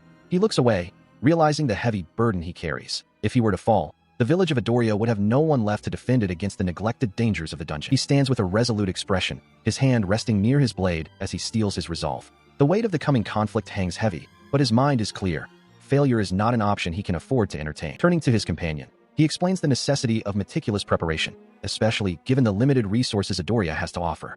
Sibylla watches him with a mix of curiosity and concern, questioning the extent of his plans as they stand together on the outskirts of the village. Nearby, Katie-san stretches her arms toward the sky, her movements fluid and relaxed despite the gravity of their situation. She reminds them that they have been waiting for a specific moment, her gaze drifting toward the peaceful village nestled against the cliffside. She basks in the warmth of the clear sky, remarking on how essential the sun's light is for the soul. Sibylla can't help but offer a playful retort, pointing out the irony of the goddess of twilight, praising the midday sun, and noting that twilight certainly doesn't occur in the dead of night. The concept of that fleeting moment, the transition after the sun dips below the horizon but before the moon claims the sky, is a fundamental truth of the world cycle. It is a time of balance, where light and shadow briefly coexist in a delicate dance. This revelation leaves him visibly bewildered, as he admits he had always associated the word twilight with a particularly memorable meal they had shared. Katie-sen looks on in disbelief, surprised that such a basic concept of their world had escaped his understanding until now. As the conversation shifts, Sibylla inquires if he is truly planning to relocate his belongings to the orphanage for safekeeping. He responds with a look of genuine confusion, noting that no such arrangement had been communicated to him, just as a distant shout catches their attention. Emerging from the path with a heavy pack strapped to her back, Belinda calls out a cheerful greeting. She arrives with the energy of a seasoned traveler, her presence signaling the arrival of the supplies they had been expecting. While Sibylla greets the newcomer with a bright smile and a wave, he remains rooted to the spot, his brow furrowed as he tries to make sense of this unexpected development. The sudden appearance of a familiar face from the village adds a new layer of complexity to their afternoon. He finally voices his confusion, asking why Brenda's mother has made the trip out to see them. Belinda simply smiles, presenting a large, wrapped delivery and announcing that she has brought the items they required, much to the relief of the others. He stares in disbelief at the massive bundle Belinda has hauled all the way to town. She explains that after reaching the village gate, she secured a horse to complete the journey, while Sibylla reveals she had coordinated with the guild to arrange for the transport of this specific luggage. As the group gathers, a woman named Victoria introduces herself, her presence marked by an air of seasoned experience. Despite her level 23 status as a swordsman from Midoriya, she admits with a light-hearted shrug that she let her guard down and took a hit from a black goblin, though she remains as spry as ever. He is genuinely impressed, wondering how someone of her caliber ended up working out in the fields. Sibylla, clearly fond of the newcomer, affectionately addresses her as Big Sister, a title that Victoria receives with a playful and flattered giggle. She explains that she simply felt a bit drained by her previous life and decided to retire to a quieter existence. Her smile is warm, suggesting she has found peace in her new role away from the front lines. Moving outside, the group discusses the origin of the mysterious delivery. It turns out a local dwarf was so inspired by the quality of the materials provided that he was eager to craft something truly exceptional, dismissing any concerns about the effort involved. The contents of the bundle are finally revealed, a magnificent, full set of equipment crafted entirely from dragon materials. The scales of the armor shimmer with a dark, metallic luster, accompanied by a heavy shield and a formidable blade. She confirms his suspicions, noting that these are the remains of the fire dragon he personally defeated. The realization of the beast's power being repurposed for his protection brings a sharp focus to the young man's eyes. The seasoned warrior playfully nudges him to try on the new gear immediately, while he remains stunned by the timing of it all. He learns that Sibylla had sent out the request by horse the very night before, showing a level of foresight that catches him completely off guard. Once he is suited up, Sibylla reads from the craftsman's notes, highlighting that the armor is not only incredibly flexible, but also surprisingly light, making it easy to move in. She emphasizes its durability, noting that standard blades and fangs wouldn't even be able to pierce the hardened dragon scale surface. He carefully examines the sword and shield, noting that the blade is forged from the fire dragon's own fangs. While the quality is undeniable, he expresses concern about their size and weight in a cramped dungeon, realizing that using both will prevent him from having a free hand to cast his dark magic. He examines the massive blade, worried that its sheer size will make it unwieldy in the narrow corridors of a dungeon. In response to his concern, she nonchalantly suggests that with the right enchantment, he could simply slice through the walls themselves, leaving him momentarily speechless at the absurdity of the idea. Looking over the rest of the set, he marvels at the fact that such a complete overhaul was finished in a single night. She explains that combining his potent dark magic with premium dragon materials made the process surprisingly straightforward. She continues her explanation, noting that while a dwarf might find the pace standard, the speed of this particular craft was truly exceptional. Lounging back with an air of casual authority, she warns him against the trap of assuming his own extraordinary talents are common, emphasizing that his capabilities are far from ordinary. To illustrate her point, she reminds him of his own past misconceptions, specifically how he once believed the high-level Cure spell was a basic ability accessible to any novice. The realization hits him hard, his gaze sharpening as he quietly admits to himself that she is right. He reflects on how he had remained ignorant of the spell's true rarity until the moment she was in danger.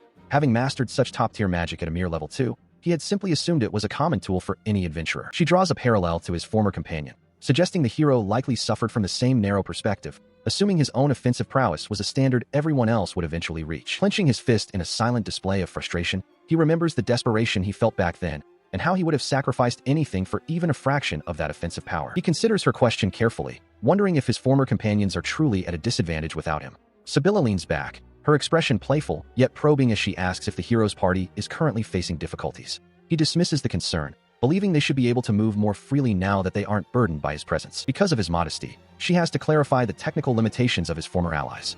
She points out that while the hero and paladin might have learned basic recovery magic, their potential is capped at greater heal. It seems they discarded him under the false assumption that their own rudimentary spells would suffice for the journey ahead. Continuing her explanation, she notes that as they descend deeper into dungeons, the enemies will inevitably grow stronger and their strikes more devastating. Eventually, a simple heal spell will fail to keep pace with the damage taken, leaving the party vulnerable. The realization hits him like a physical blow, his eyes widening in genuine shock. He had no idea that the magic he considered mundane was actually so rare, especially as she mentions that extra heal is a tier far beyond the reach of most. To illustrate her point, she breaks down the hierarchy of restoration magic, showing how heal and greater heal are merely stepping stones. While a sage might eventually master extra heal, the level requirements are astronomical. However, a saint like him bypasses these hurdles entirely, possessing power that others must spend a lifetime chasing. She watches him, her gaze sharp as she concludes that the hero's party must be struggling significantly more than they anticipated. Without his specialized support, their progress has likely slowed to a crawl. Her eyes narrow as she looks out toward the horizon, contemplating the dangers of the deeper dungeon floors. While the middle levels might be manageable with greater heal, the lower depths will prove unforgiving to those without a true master of restoration. She recalls how this limitation is exactly what the party failed to grasp, even as they witnessed the brilliant, yet insufficient, light of greater tier magic. She remembers how their skilled mage, Katie, would focus her entire being on these standard arts, standing confidently at the center of a shimmering crest. She had stood before them then, proudly announcing to the group that she had finally mastered an advanced healing spell. Vince looked on with an impressed smile, both of them blissfully unaware that what they considered advanced was merely the baseline for the man they were about to cast aside. He reflects on their past dungeon runs, recalling how Emmy, despite her best efforts, had to cast her basic heal spell twice just to bring the party back to full strength. It was a glaring reminder of the inefficiency they now face. Because of this lingering weakness, he addresses his companions in the quiet of their meeting place, insisting that consistent dungeon exploration is impossible without a dedicated healer to anchor the group. As the weight of his words settles, the mage adjusts her wide-brimmed hat, noting that the fallout with Russell couldn't have come at a worse time. He immediately bristles at the mention of his former comrade, his expression darkening as he sharply tells her that she doesn't need to state the obvious. Seeing his agitation, she remains composed, her gaze steady beneath the brim of her hat as she offers a solution to their predicament, declaring with calm certainty that from this moment forward, she will take on the role of the party's healer herself. Sibylla addresses the group, her expression serious as she proposes a change in their strategy. She notes that the recent events involving Russell happened at an unfortunate time, and she has a solution. From now on, she will take over the role of the party's healer. Russell and Emmy stare at her in stunned silence, their eyes wide with disbelief at her sudden declaration, especially since she is usually focused on offensive magic. She remains firm, her gaze unwavering as she tells them to leave all the healing to her, insisting that the matter is not up for debate. Russell watches her, noting to himself that this is the first time he has ever seen her so insistent on a point. He realizes that if she isn't going to budge, there is little he can do but accept her new role, even though they already have plenty of people capable of attacking. Suddenly, the heavy atmosphere is broken as Katie returns from her bath, draped in nothing but a loose, open robe that leaves very little to the imagination. She sighs contentedly, remarking on how refreshing the hot water was, seemingly oblivious to the state of her attire as she steps back into the room. As she approaches the table, the sight of her nearly nude form sends Russell and Emmy into a state of shock. Russell turns away, his face flushing a deep crimson, while Emmy looks on with wide, startled eyes.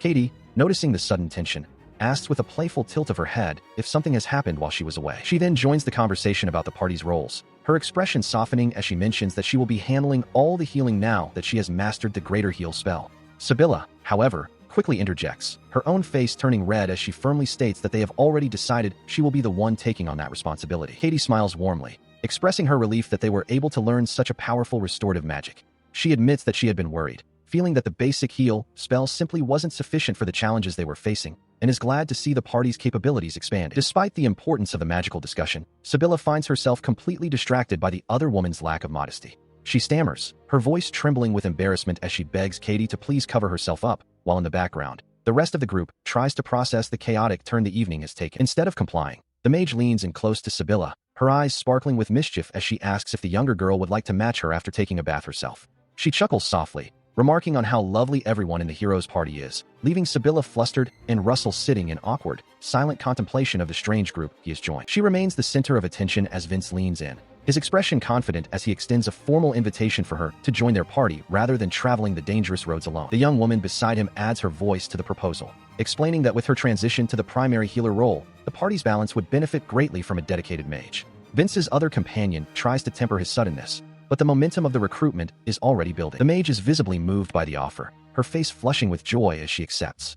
She lunges forward in an enthusiastic embrace, declaring it an honor to serve within the hero's party and asking for their acceptance in return. The young girl, Emmy, watches the scene with a growing sense of dread. She vividly recalls the strange, incomprehensible words the woman uttered back in the depths of the dungeon, a memory that leaves her trembling and uncertain of this new alliance. She looks down, her heart heavy with the realization that the group has officially expanded. While the others believe this addition makes them stronger than ever, she can't shake the feeling that something vital has been lost. The child reflects on how the group's dynamic has shifted since they left the orphanage. While others like Jeanette stepped up to fill new roles, the void left by Russell's departure created a desperate need for a healer that has now led them to this point. Sitting alone in the quiet, she is struck by the painful realization that the memory of her friend is fading from the minds of the others, a thought that brings a deep, lingering sadness. Later that night, she finds no rest, tossing fitfully under her covers as troubled thoughts continue to plague her sleep. Suddenly, she bolts upright in the dark room, a startling realization dawning on her as she notices that Katie is no longer there. A sense of panic washes over her as she wonders if the woman has simply vanished into the night. Staring out into the moonlit night, the girl's mind races with frantic questions about the missing saintess.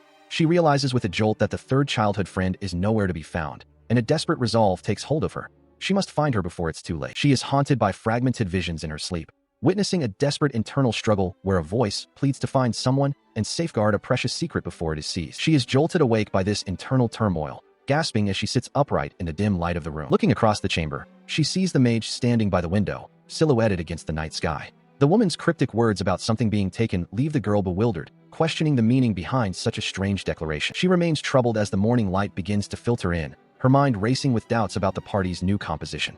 While the group finally seems to be coming together, she can't shake the feeling that bringing this mysterious woman into their fold might have been a mistake. Her thoughts inevitably drift back to the one who is no longer with them, wondering how he would have handled this growing uncertainty. The following day, the atmosphere at the Hammond Adventurers Guild is electric with gossip.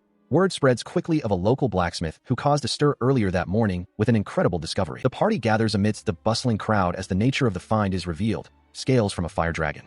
The sight of the rare material leaves them momentarily stunned. They exchange looks of disbelief, questioning if such a legendary creature truly exists in the lower floors of the dungeon. The prospect of facing such a formidable monster begins to weigh heavily on them. She stands silently, her presence commanding attention even as the others debate the validity of the find. She eventually breaks her silence, confirming that the dwarf's claims are indeed true. Her expert eye recognizes the authenticity of the scales, leaving the leader of the group to contemplate the dangerous path that lies ahead. Vince declares his absolute resolve to obtain the dragon scales, regardless of the difficulty or the cost. Beside him, Katie listens intently, her expression unreadable as she considers the weight of his determination. He explains that while armor forged from dragon parts grants unparalleled fire resistance, the market price is astronomical for a group of their standing.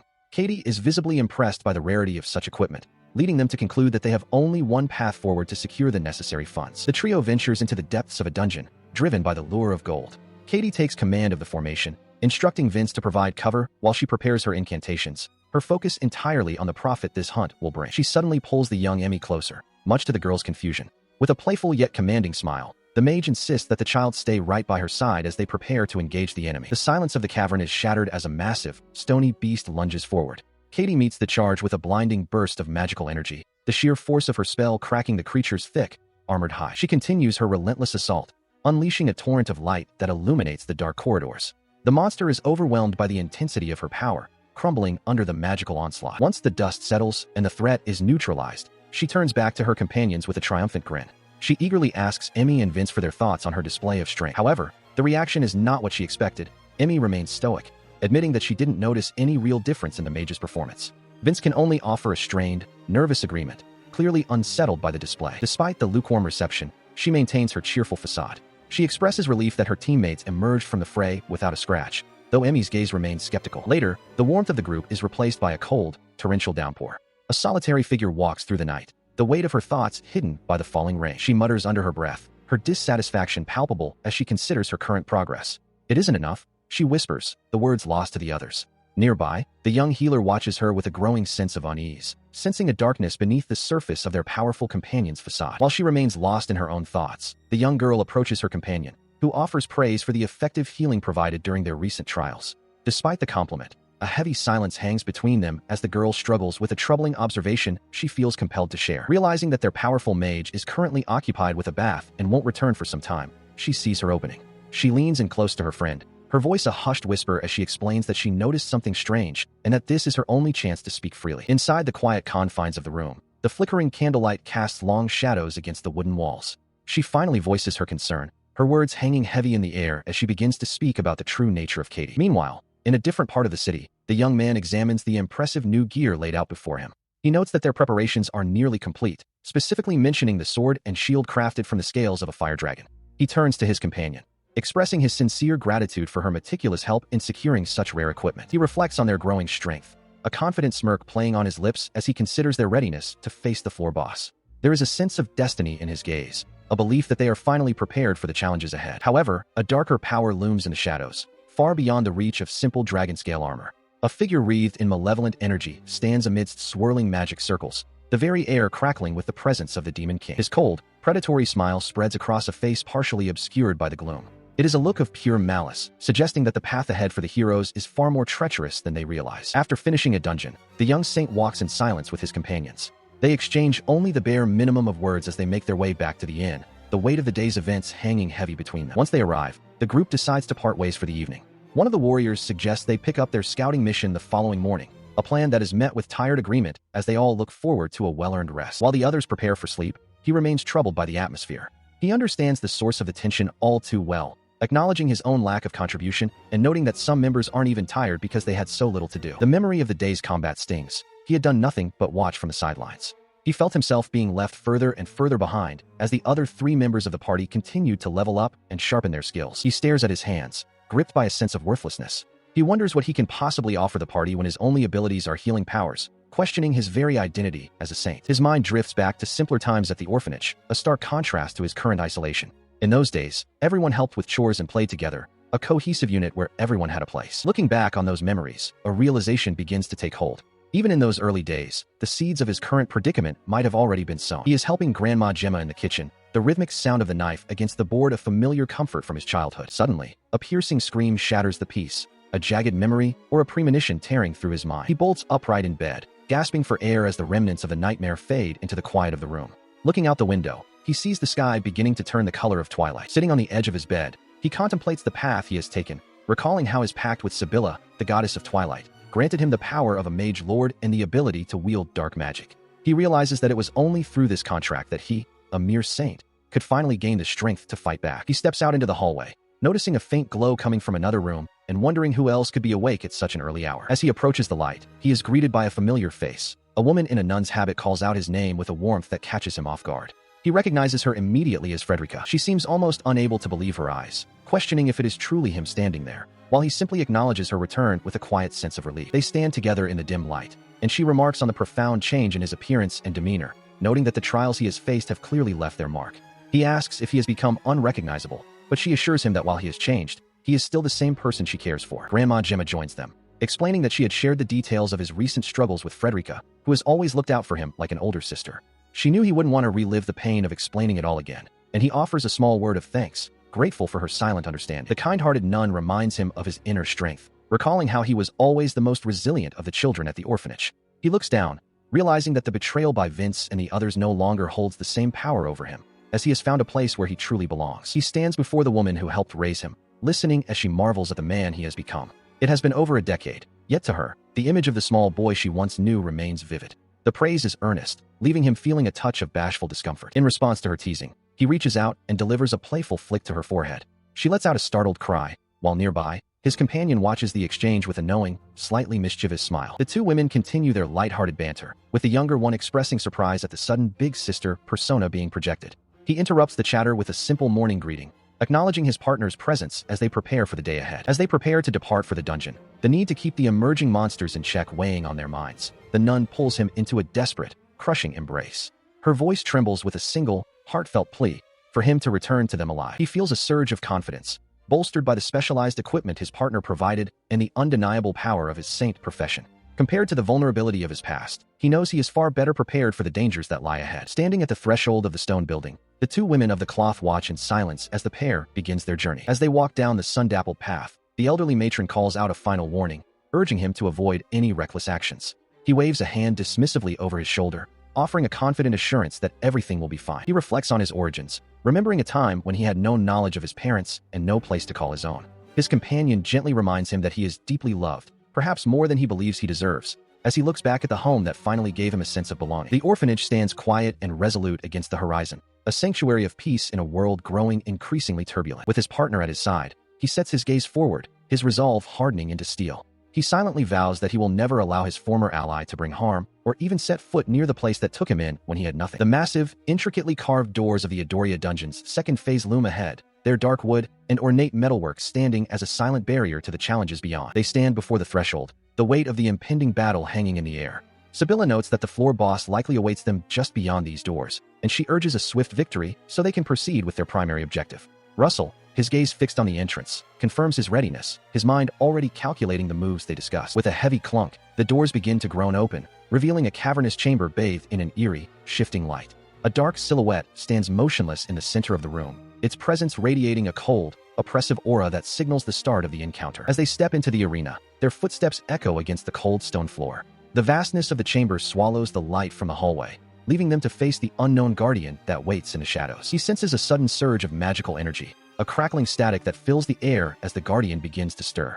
Sibylla whispers that the enemy is approaching exactly as they anticipated, her voice steady despite the mounting tension as she watches the dark energy coalesce. He watches as the guardian reveals itself as the living armor of Oblivion, the formidable floor boss of this stage. In response, the young saint invokes a dark enchantment, his blade erupting in a shroud of shadowy energy to match the foe's strength. He launches a series of dark spheres toward the construct, acknowledging Sibylla's warning to stay alert as he tests the enemy's defenses. The living armor remains unfazed, slowly raising its massive, notched broadsword in a deliberate, menacing gesture that promises a crushing counterattack. He barely manages to sidestep as the armored giant suddenly lunges forward with surprising speed, its heavy boots cracking the stone floor. The realization hits him that this floor boss possesses a level of agility that belies its massive frame, closing the distance in an instant. He brings his enchanted blade up just in time to catch a horizontal sweep from the giant's sword, the impact sending a jarring shock through his arms. The clash of metal rings out through the chamber, a testament to the raw power behind the Guardian's relentless assault. He notices a faint crack beginning to spiderweb across the Guardian's ornate helmet despite the force of the exchange. The small victory is short-lived, however, as a dark, wispy energy begins to leak from the fissure, suggesting that the true nature of the entity within the armor is far more volatile than it first appeared. It lunges forward with surprising speed, its heavy blade striking the ground where Russell stood only a moment before. The impact shatters the stone floor, sending debris flying as the young man leaps back to avoid the crushing blow. He attempts to parry the next strike, but the armored construct is deceptively agile, shifting its weight mid-swing. Realizing too late that the initial movement was merely a feint, he curses his error as the entity vanishes from his line of sight, reappearing behind him. He is nearly overtaken, but a massive slab of rock erupts from the ground just in time. Sibylla's stone wall spell interposes itself between the warrior and his pursuer, absorbing the force of the impending attack. She watches as he breathes a sigh of relief, thanking her for her impeccable timing. She responds with a playful wink, reminding him to stay vigilant and not allow such a dangerous foe to slip behind his guard again, emphasizing that he shouldn't be so careless. The mechanical adversary doesn't relent, darting across the chamber with fluid, unnatural grace. Its movements are a blur of steel and shadow, making it difficult for the pair to pin down its exact location as it prepares for another assault. While tracking the enemy's erratic path, he consults with Sibylla about their next move. She reminds him of a fundamental combat principle they had discussed. Opponents that rely on extreme speed and evasion rarely possess the stamina for a prolonged engagement. He admits to having momentarily forgotten this crucial detail in the heat of the moment. With a newfound sense of purpose, he tells her that he is entrusting the defense to her. She accepts the responsibility with a confident smile, assuring him that he can count on her while he prepares his counterattack. The young mage begins to weave his magic, manifesting several dark spheres that hover in the air around the living armor. The orbs of shadowy energy create a restrictive perimeter, hemming in the creature's movements and limiting its options for escape. With the trap set, he prepares to strike while the enemy is momentarily contained, calling out to his partner to coordinate their final move. Sibylla watches intently, her own powers surging as they prepare to end the stalemate. The young woman cries out for her companion as they face a formidable foe in the depths of the dungeon. He feels the weight of the battle, reflecting on his own growth and the strength of his partner as they stand their ground against the overwhelming pressure. In response to the threat, she unleashes the flare sword, her blade erupting in a brilliant display of power that pushes back the darkness with a deafening roar. She continues her assault, mocking their opponent for holding back their trump card until the perfect moment. She points out that the very moment they thought they were specialized in stone magic was actually the moment they lost. After the dust settles, the two stand victorious over the fallen floor boss, which he notes was unusually strong for these lower layers. He acknowledges their success, while she praises his impressive magic, telling him she can really count on him. Despite the victory, she can't help but tease him, calling him Russell-chan and claiming he's falling harder for his big sister Sibylla today. He sighs in exasperation, wishing she wouldn't act this way, though they both know the danger isn't over as they face a massive, sealed gate. Suddenly, she leans in close, her voice dropping to a whisper as she breathes his name, catching him off guard with the sudden proximity. With her lips nearly touching his ear, she reveals the next step of their strategy, Plan B.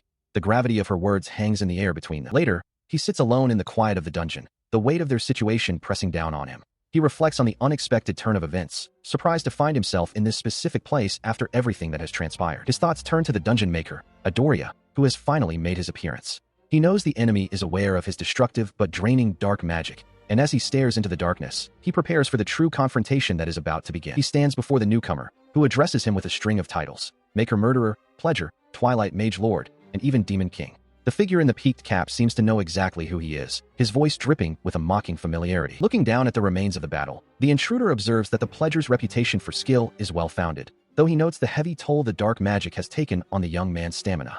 He taunts the silent warrior, amused by the lack of a response. As the massive corpse of the floor boss dissolves into nothingness, the stranger remarks on the horrifying nature of the dark magic used to fell it.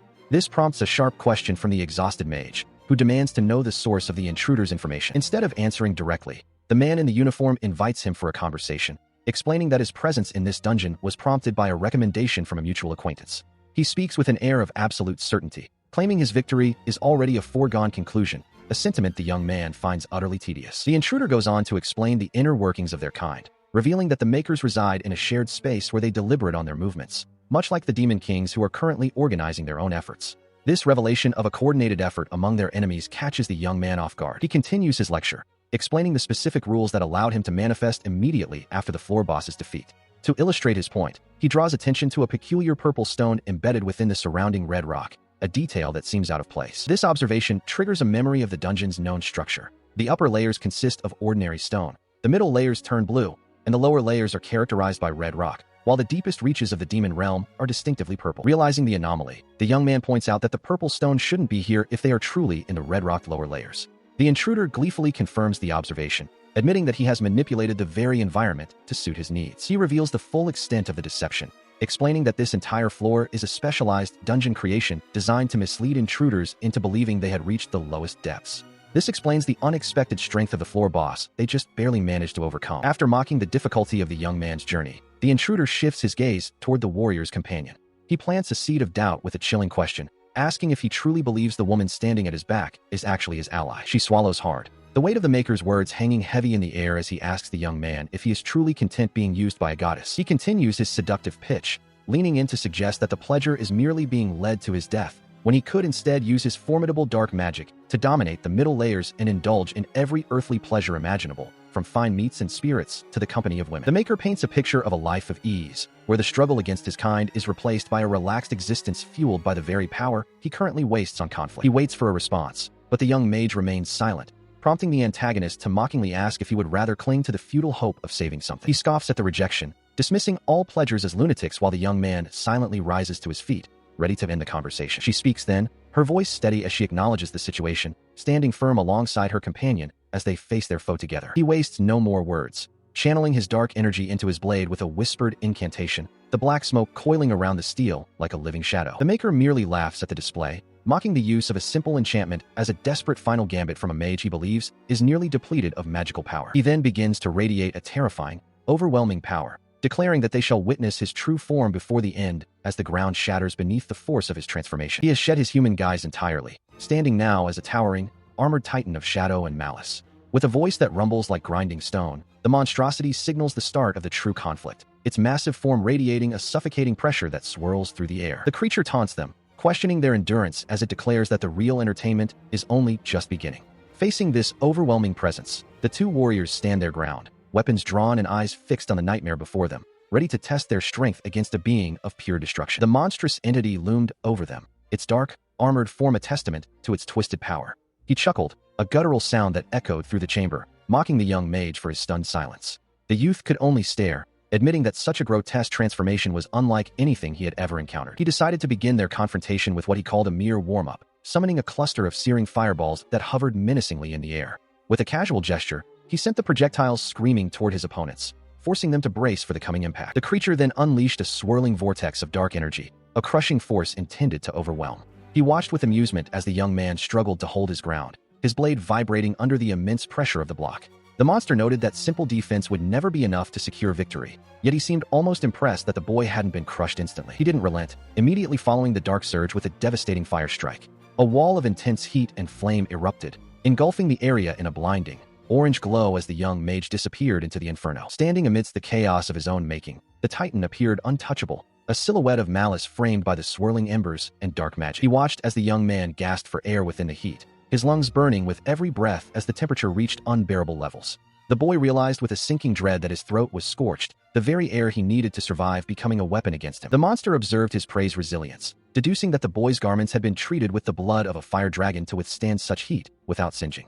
He acknowledged the quality of the equipment, even as the young mage struggled to remain upright amidst the smoke. He laughed then, a cruel and mocking sound that filled the space between them, pointing out the fatal flaw in the boy's defense. While the enchanted robes might be impervious to the flames, he noted with sadistic glee that human flesh was far more fragile and would eventually succumb to the heat. Just as the monster prepared to capitalize on his advantage, a new incantation cut through the roar of the flames, calling forth a barrage of stone javelins to strike back. The monstrous entity looms over the battlefield, its massive form crackling with dark energy as it acknowledges the goddess's interference with a mocking tone. He continues his taunt, noting that this particular goddess is proving to be quite the nuisance compared to his previous encounters. With a sudden roar, he unleashes a devastating flame strike, the resulting explosion tearing through the ground and sending the young mage tumbling backward in a heap. As the smoke clears, the monster laughs at the perceived weakness of those who serve goddesses, finding the struggle of his opponents to be nothing more than a brief entertainment. He then gathers a swirling mass of void energy into a dark sphere and hurls it at his fallen foe, the impact shattering the ground and leaving the young man gasping in agony. The creature's triumphant laughter echoes through the chamber until he notices something unexpected.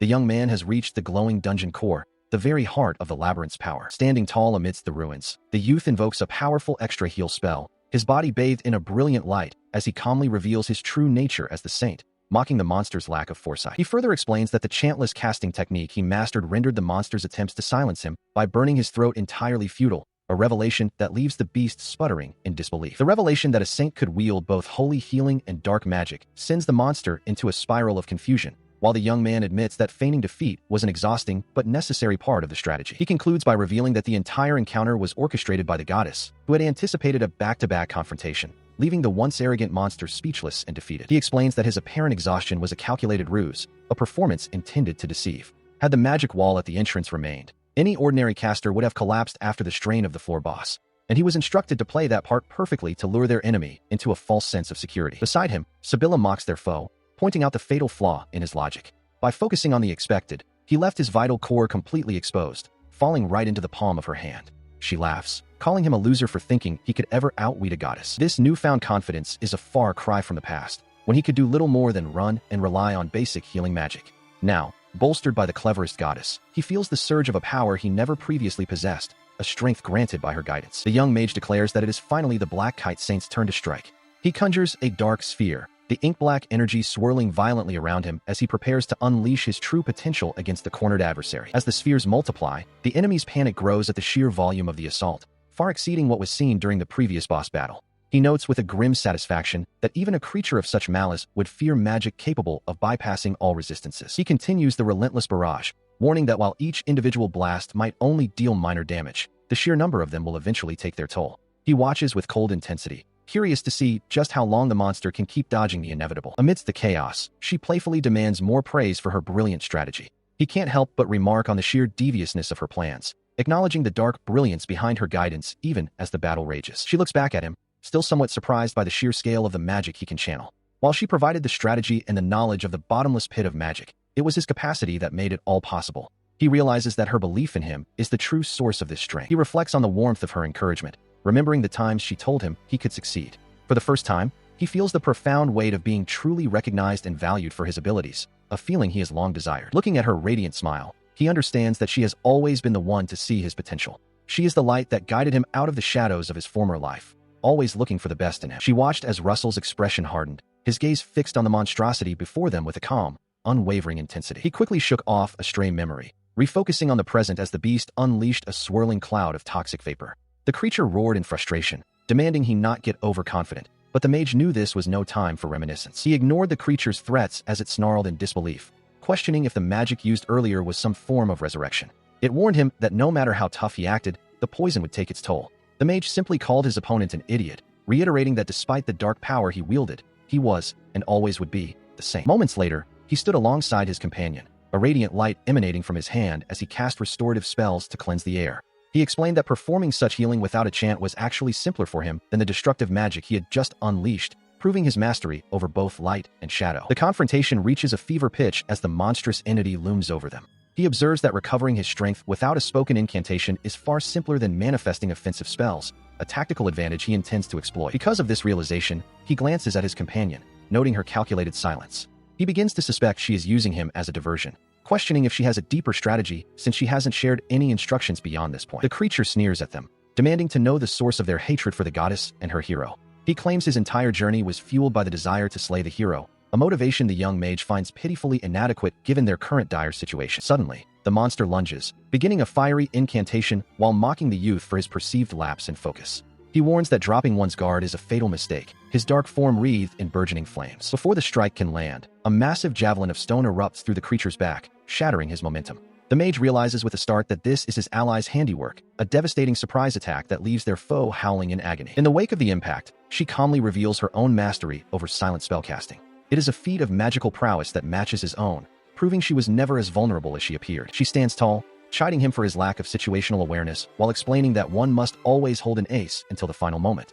He finally understands the depth of her deception. She had intentionally shouted her previous spell just to lure the enemy into this trap, a realization that leaves him both impressed and unsettled by her ruthlessness. The wounded beast roars in fury, hurling insults at the woman who outmaneuvered him. She merely smiles, dismissing his rage as the typical bluster of a fool and suggesting that his defeat should serve as a valuable, if final, lesson. As the battle shifts decisively in their favor, he watches her with newfound respect.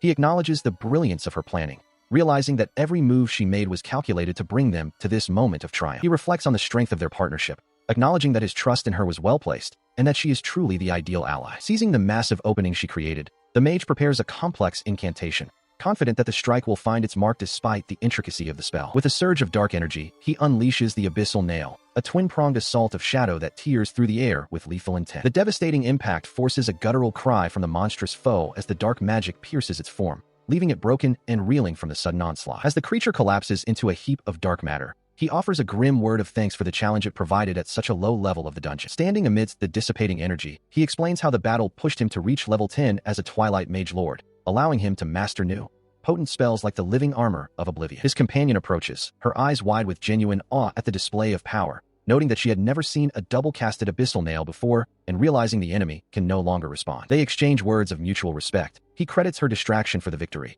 while she marvels at his ability to cast such high-level magic without a single chant, something she never imagined possible in that exact moment. Celebrating their hard-won triumph, the two warriors share a triumphant high-five, their bond solidified by the heat of combat and their shared success. She beams with pride, remarking on the unprecedented speed with which he attained his new title and vanquished a demon king in a mere 3 days, setting a new record even for her. She stood amidst the settling dust, offering a rare word of praise to the young mage. With a light-hearted smirk, she remarked that his performance earned top marks, jokingly comparing the sudden emergence of his overwhelming power to birthing something truly insane. He didn't have time to bask in the compliment, his gaze snapping toward the spot where their foe had fallen. Sensing his sudden tension, she turned, her eyes widening in a moment of pure, crystalline shock as she realized something was terribly wrong. The crater where the defeated king should have lain was utterly vacant. The realization hit like a physical blow. The monster was gone, leaving behind nothing but scorched earth and a lingering sense of dread. High above them, the monstrous entity loomed, his laughter echoing through the crumbling chamber. He mocked their efforts, explaining that they had merely destroyed an afterimage, a corpse-like decoy left in his wake. Despite his injuries, he seemed invigorated, declaring the battle had been quite fun as his body began to pulse with a volatile, blinding light. She immediately recognized the signs of a terminal mana overload and screamed for her companion to run.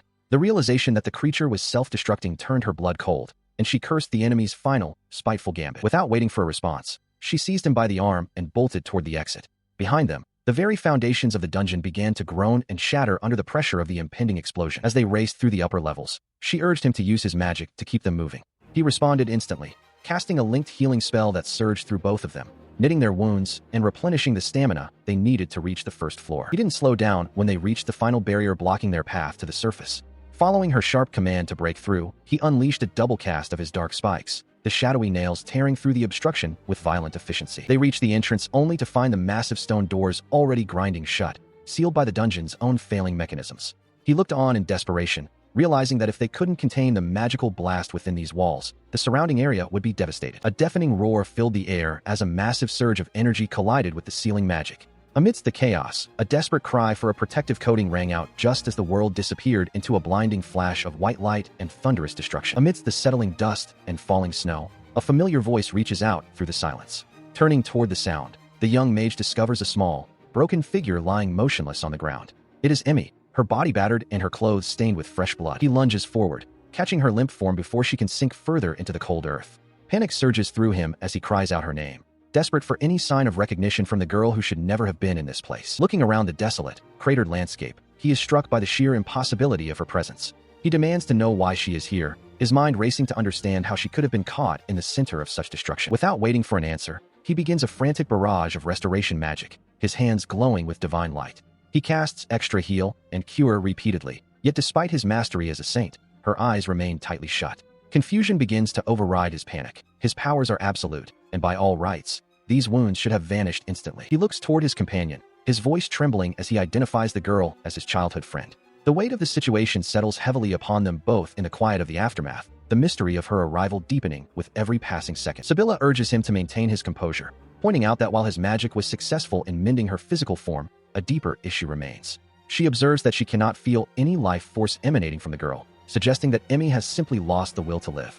The revelation leaves him stunned, staring down at the peaceful, unresponsive face of the friend he thought he had protected. The sun rises over the quaint, timber-framed buildings of the town, marking the beginning of a new day following a long night of heavy conversation at the local inn. She stirs in her bed, the morning light spilling across the sheets as she slowly wakes from a deep, restorative slumber. She sits up, stretching her limbs and realizing with a start that she actually managed to sleep through the night, her mind finally finding peace after the comforting talk she had with Janet. Despite her own relief, she can't help but feel a pang of guilt for leaning so heavily on Janet, knowing the older woman is likely burdened by worries she herself doesn't fully grasp. She resolves to push past her lingering gloom, noting that she hasn't felt this energized since the day Russell was cast out of his former group. She is determined to do her best for him as the door clicks open and Sibylla enters to check on her. The two exchange warm greetings, with Sibylla noting how much healthier her companion looks now that the color has returned to her face, while Janet stands nearby, also ready for the day. Their conversation turns to the practicalities of the morning as Sibylla urges her to dress quickly, warning that they will be late for the breakfast they all missed while she was sleeping so soundly. They eventually make their way downstairs to join Russell and Janet at the table, where a cheerful hostess welcomes them with a bright smile and a hearty greeting as they prepare to share a meal together. He sits at the breakfast table as the morning routine begins.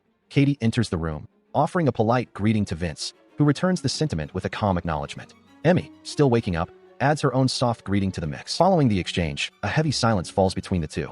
They share a brief, lingering look that suggests a history of unspoken words and unresolved tension. Noticing the palpable friction, Sibylla leans in with a curious smile, questioning why the pair seems so distant. Katie remains quiet, her mind drifting back to the incident where Vince drove the group's leader away, an event that has cast a long shadow over their interactions and made things awkward between them. Despite the awkwardness, Sibylla playfully remarks on what she perceives as a mature and deep bond between them. While Katie tries to downplay the suggestion, Sibylla doubles down, insisting that the two are practically inseparable, much to the group's amusement. Shifting her focus, the warrior turns to the young girl beside her, asking if they can speak privately once the meal is finished. Emmy looks up, curious about what the older woman might want to discuss. With a sudden burst of excitement, Sibylla reveals her true intention. She plans to teach the girl an ultimate skill exclusive to the paladin class. While the mentor is beaming with pride, the student begins to feel a mounting sense of dread about what this training might entail, regretting her earlier agreement to learn. As the breakfast continues, the conversation turns toward the specifics of this legendary technique. The idea of a specialized paladin skill piques the interest of everyone at the table. Encouraged by the girl's performance earlier that morning, Sibylla expresses her absolute confidence that the student is ready to master the art. Emmy, however, remains hesitant, remembering her previous failed attempts in the dungeon. The explanation continues as Sibylla leans in, her eyes sparkling with mischief as she begins to detail the mechanics of the power. The young girl can only watch in silence, feeling increasingly overwhelmed by the gravity of the lesson. Finally, the secret is revealed. The paladin's shield will only glow with its full, devastating power when the wielder focuses their thoughts on someone they love. Upon hearing this, the girl realizes with a sinking heart that her path forward will be far more complicated than she ever imagined, feeling that her fate is sealed. The hostess stands alone for a moment, her expression uncharacteristically somber as she gazes into the distance, lost in thought. She suddenly slams her hands onto the table where the young girl sits, startling her out of her stupor. The child immediately bows her head in a frantic apology, her voice trembling as she tries to excuse her presence and behavior. This moment of tension triggers a flood of memories for the girl, taking her back to a day of training.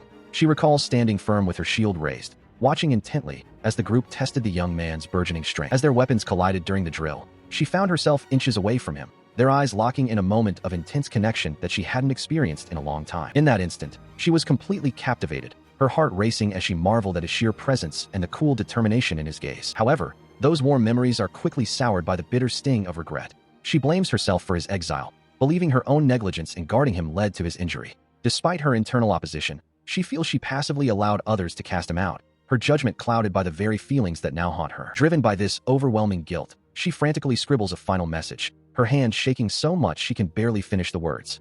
Unable to bear the weight of her thoughts any longer, she abandons the room, leaving everything behind. While sprinting through the bustling town square, she nearly collides with the woman in the wide-brimmed hat.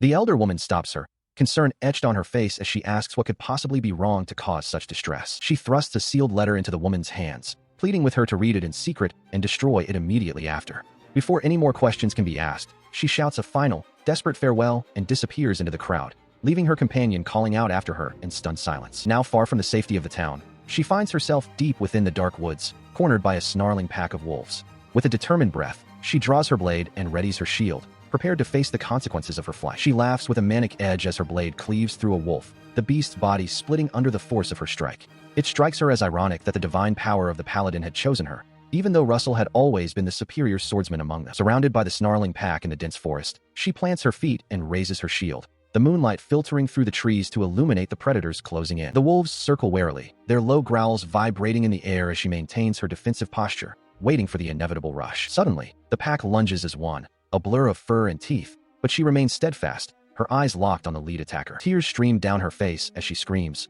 a raw sound of desperation and devotion, declaring that all this struggle is for the sake of just one person. Her mind drifts back to their childhood, to a time when they were only 9 years old. She recalls how Russell had suddenly begun to act with a newfound maturity, approaching Frederica to ask if he could help with the daily cooking, a sign of his growing sense of responsibility. She remembers watching them from the shadows of the hallway, a silent observer as they worked together in the kitchen. A heavy feeling had settled in her chest back then, a sense that she was an outsider who could never truly bridge the gap between the two of them as they shared that domestic space. The memory sharpens to a moment of pure, unadulterated panic.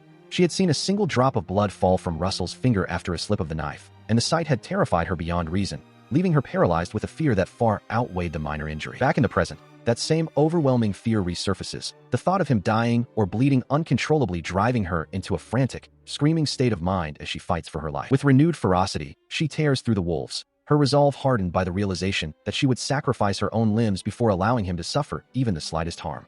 In that regard, she hasn't changed at all since that day in the kitchen. Her devotion remains as absolute and terrifying as ever. She had made a choice, driven by a desperate need to keep him safe. By becoming a paladin, she had hoped to force him into the rear, away from the front lines where the danger was greatest. She had even manipulated his growth, ensuring he wouldn't level up too quickly, all while whispering apologies to the boy she was trying to shield from the world. But the chaos of the present shattered those memories as a blinding flash erupted around her. Amidst the carnage, her voice rose in a ragged scream, the weight of her choices crashing down as the battle against the wolves raged on. Tears streamed down her blood-streaked face as the crushing realization took hold.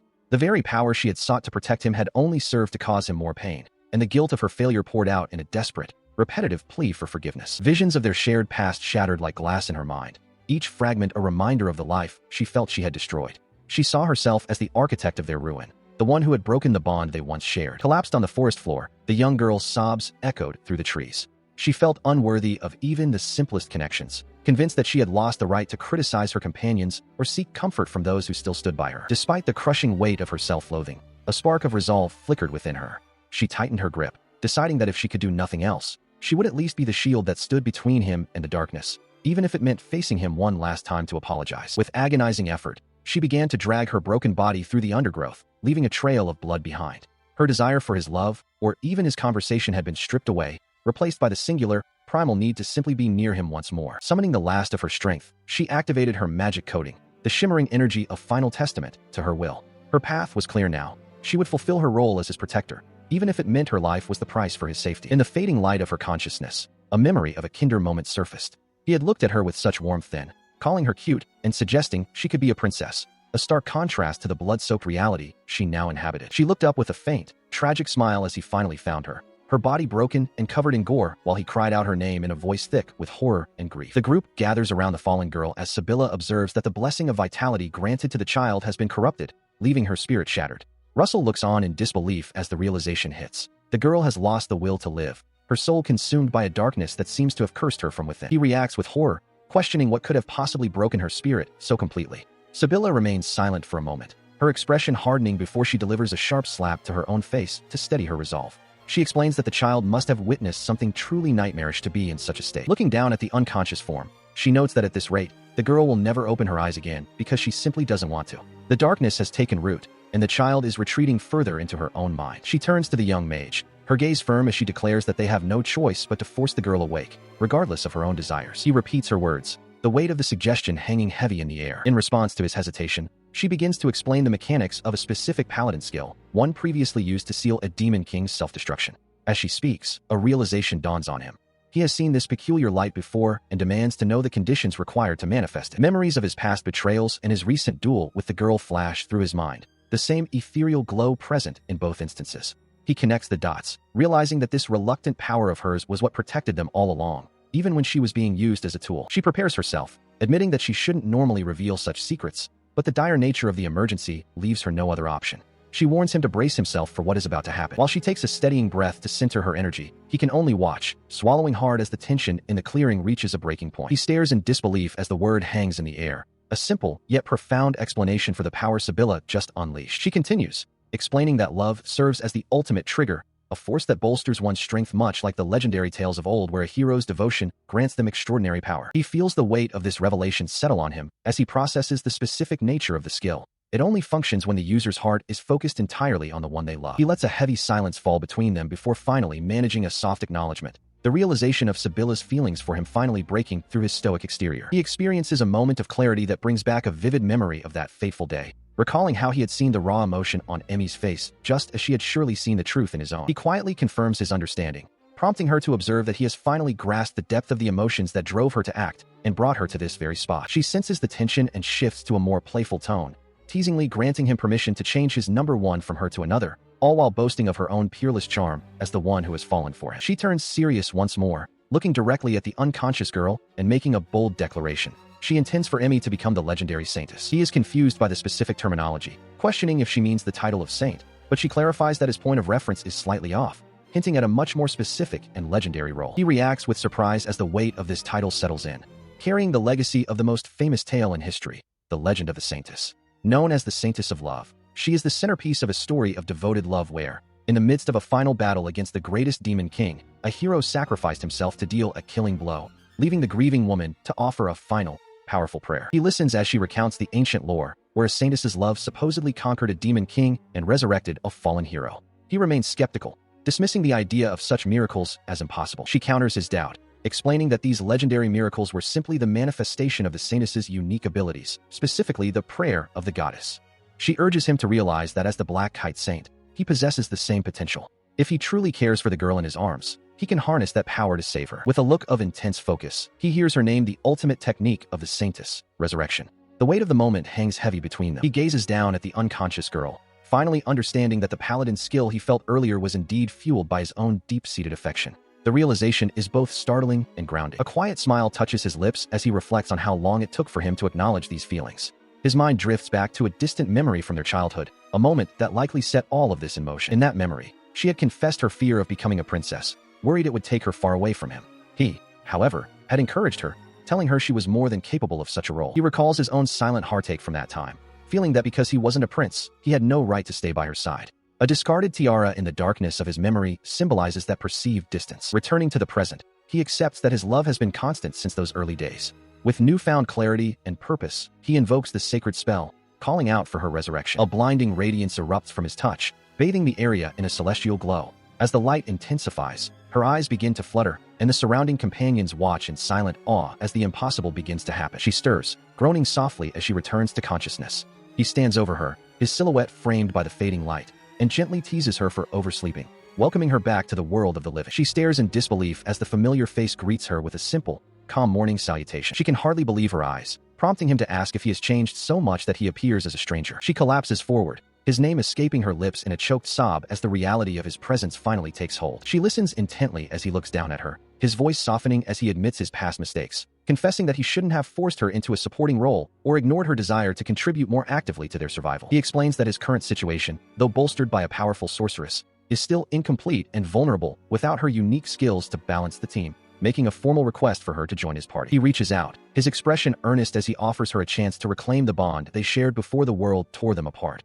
asking her to be his childhood friend once more. He watches as the simple term childhood friend echoes between them, carrying the weight of years of shared history and unspoken promises. He reflects on the precious, innocent times they spent together before they were swept up in the grueling mission of the hero's party, acknowledging the exhaustion they both endured during that time. He maintains his inviting posture, a small, hopeful smile playing on his lips as he waits for her to bridge the final gap between them. He is met with a cry of pure relief and happiness, her face wet with tears as she enthusiastically agrees to reclaim her place by his side. She had once known a completely ordinary boy, a childhood friend whose path diverged from hers.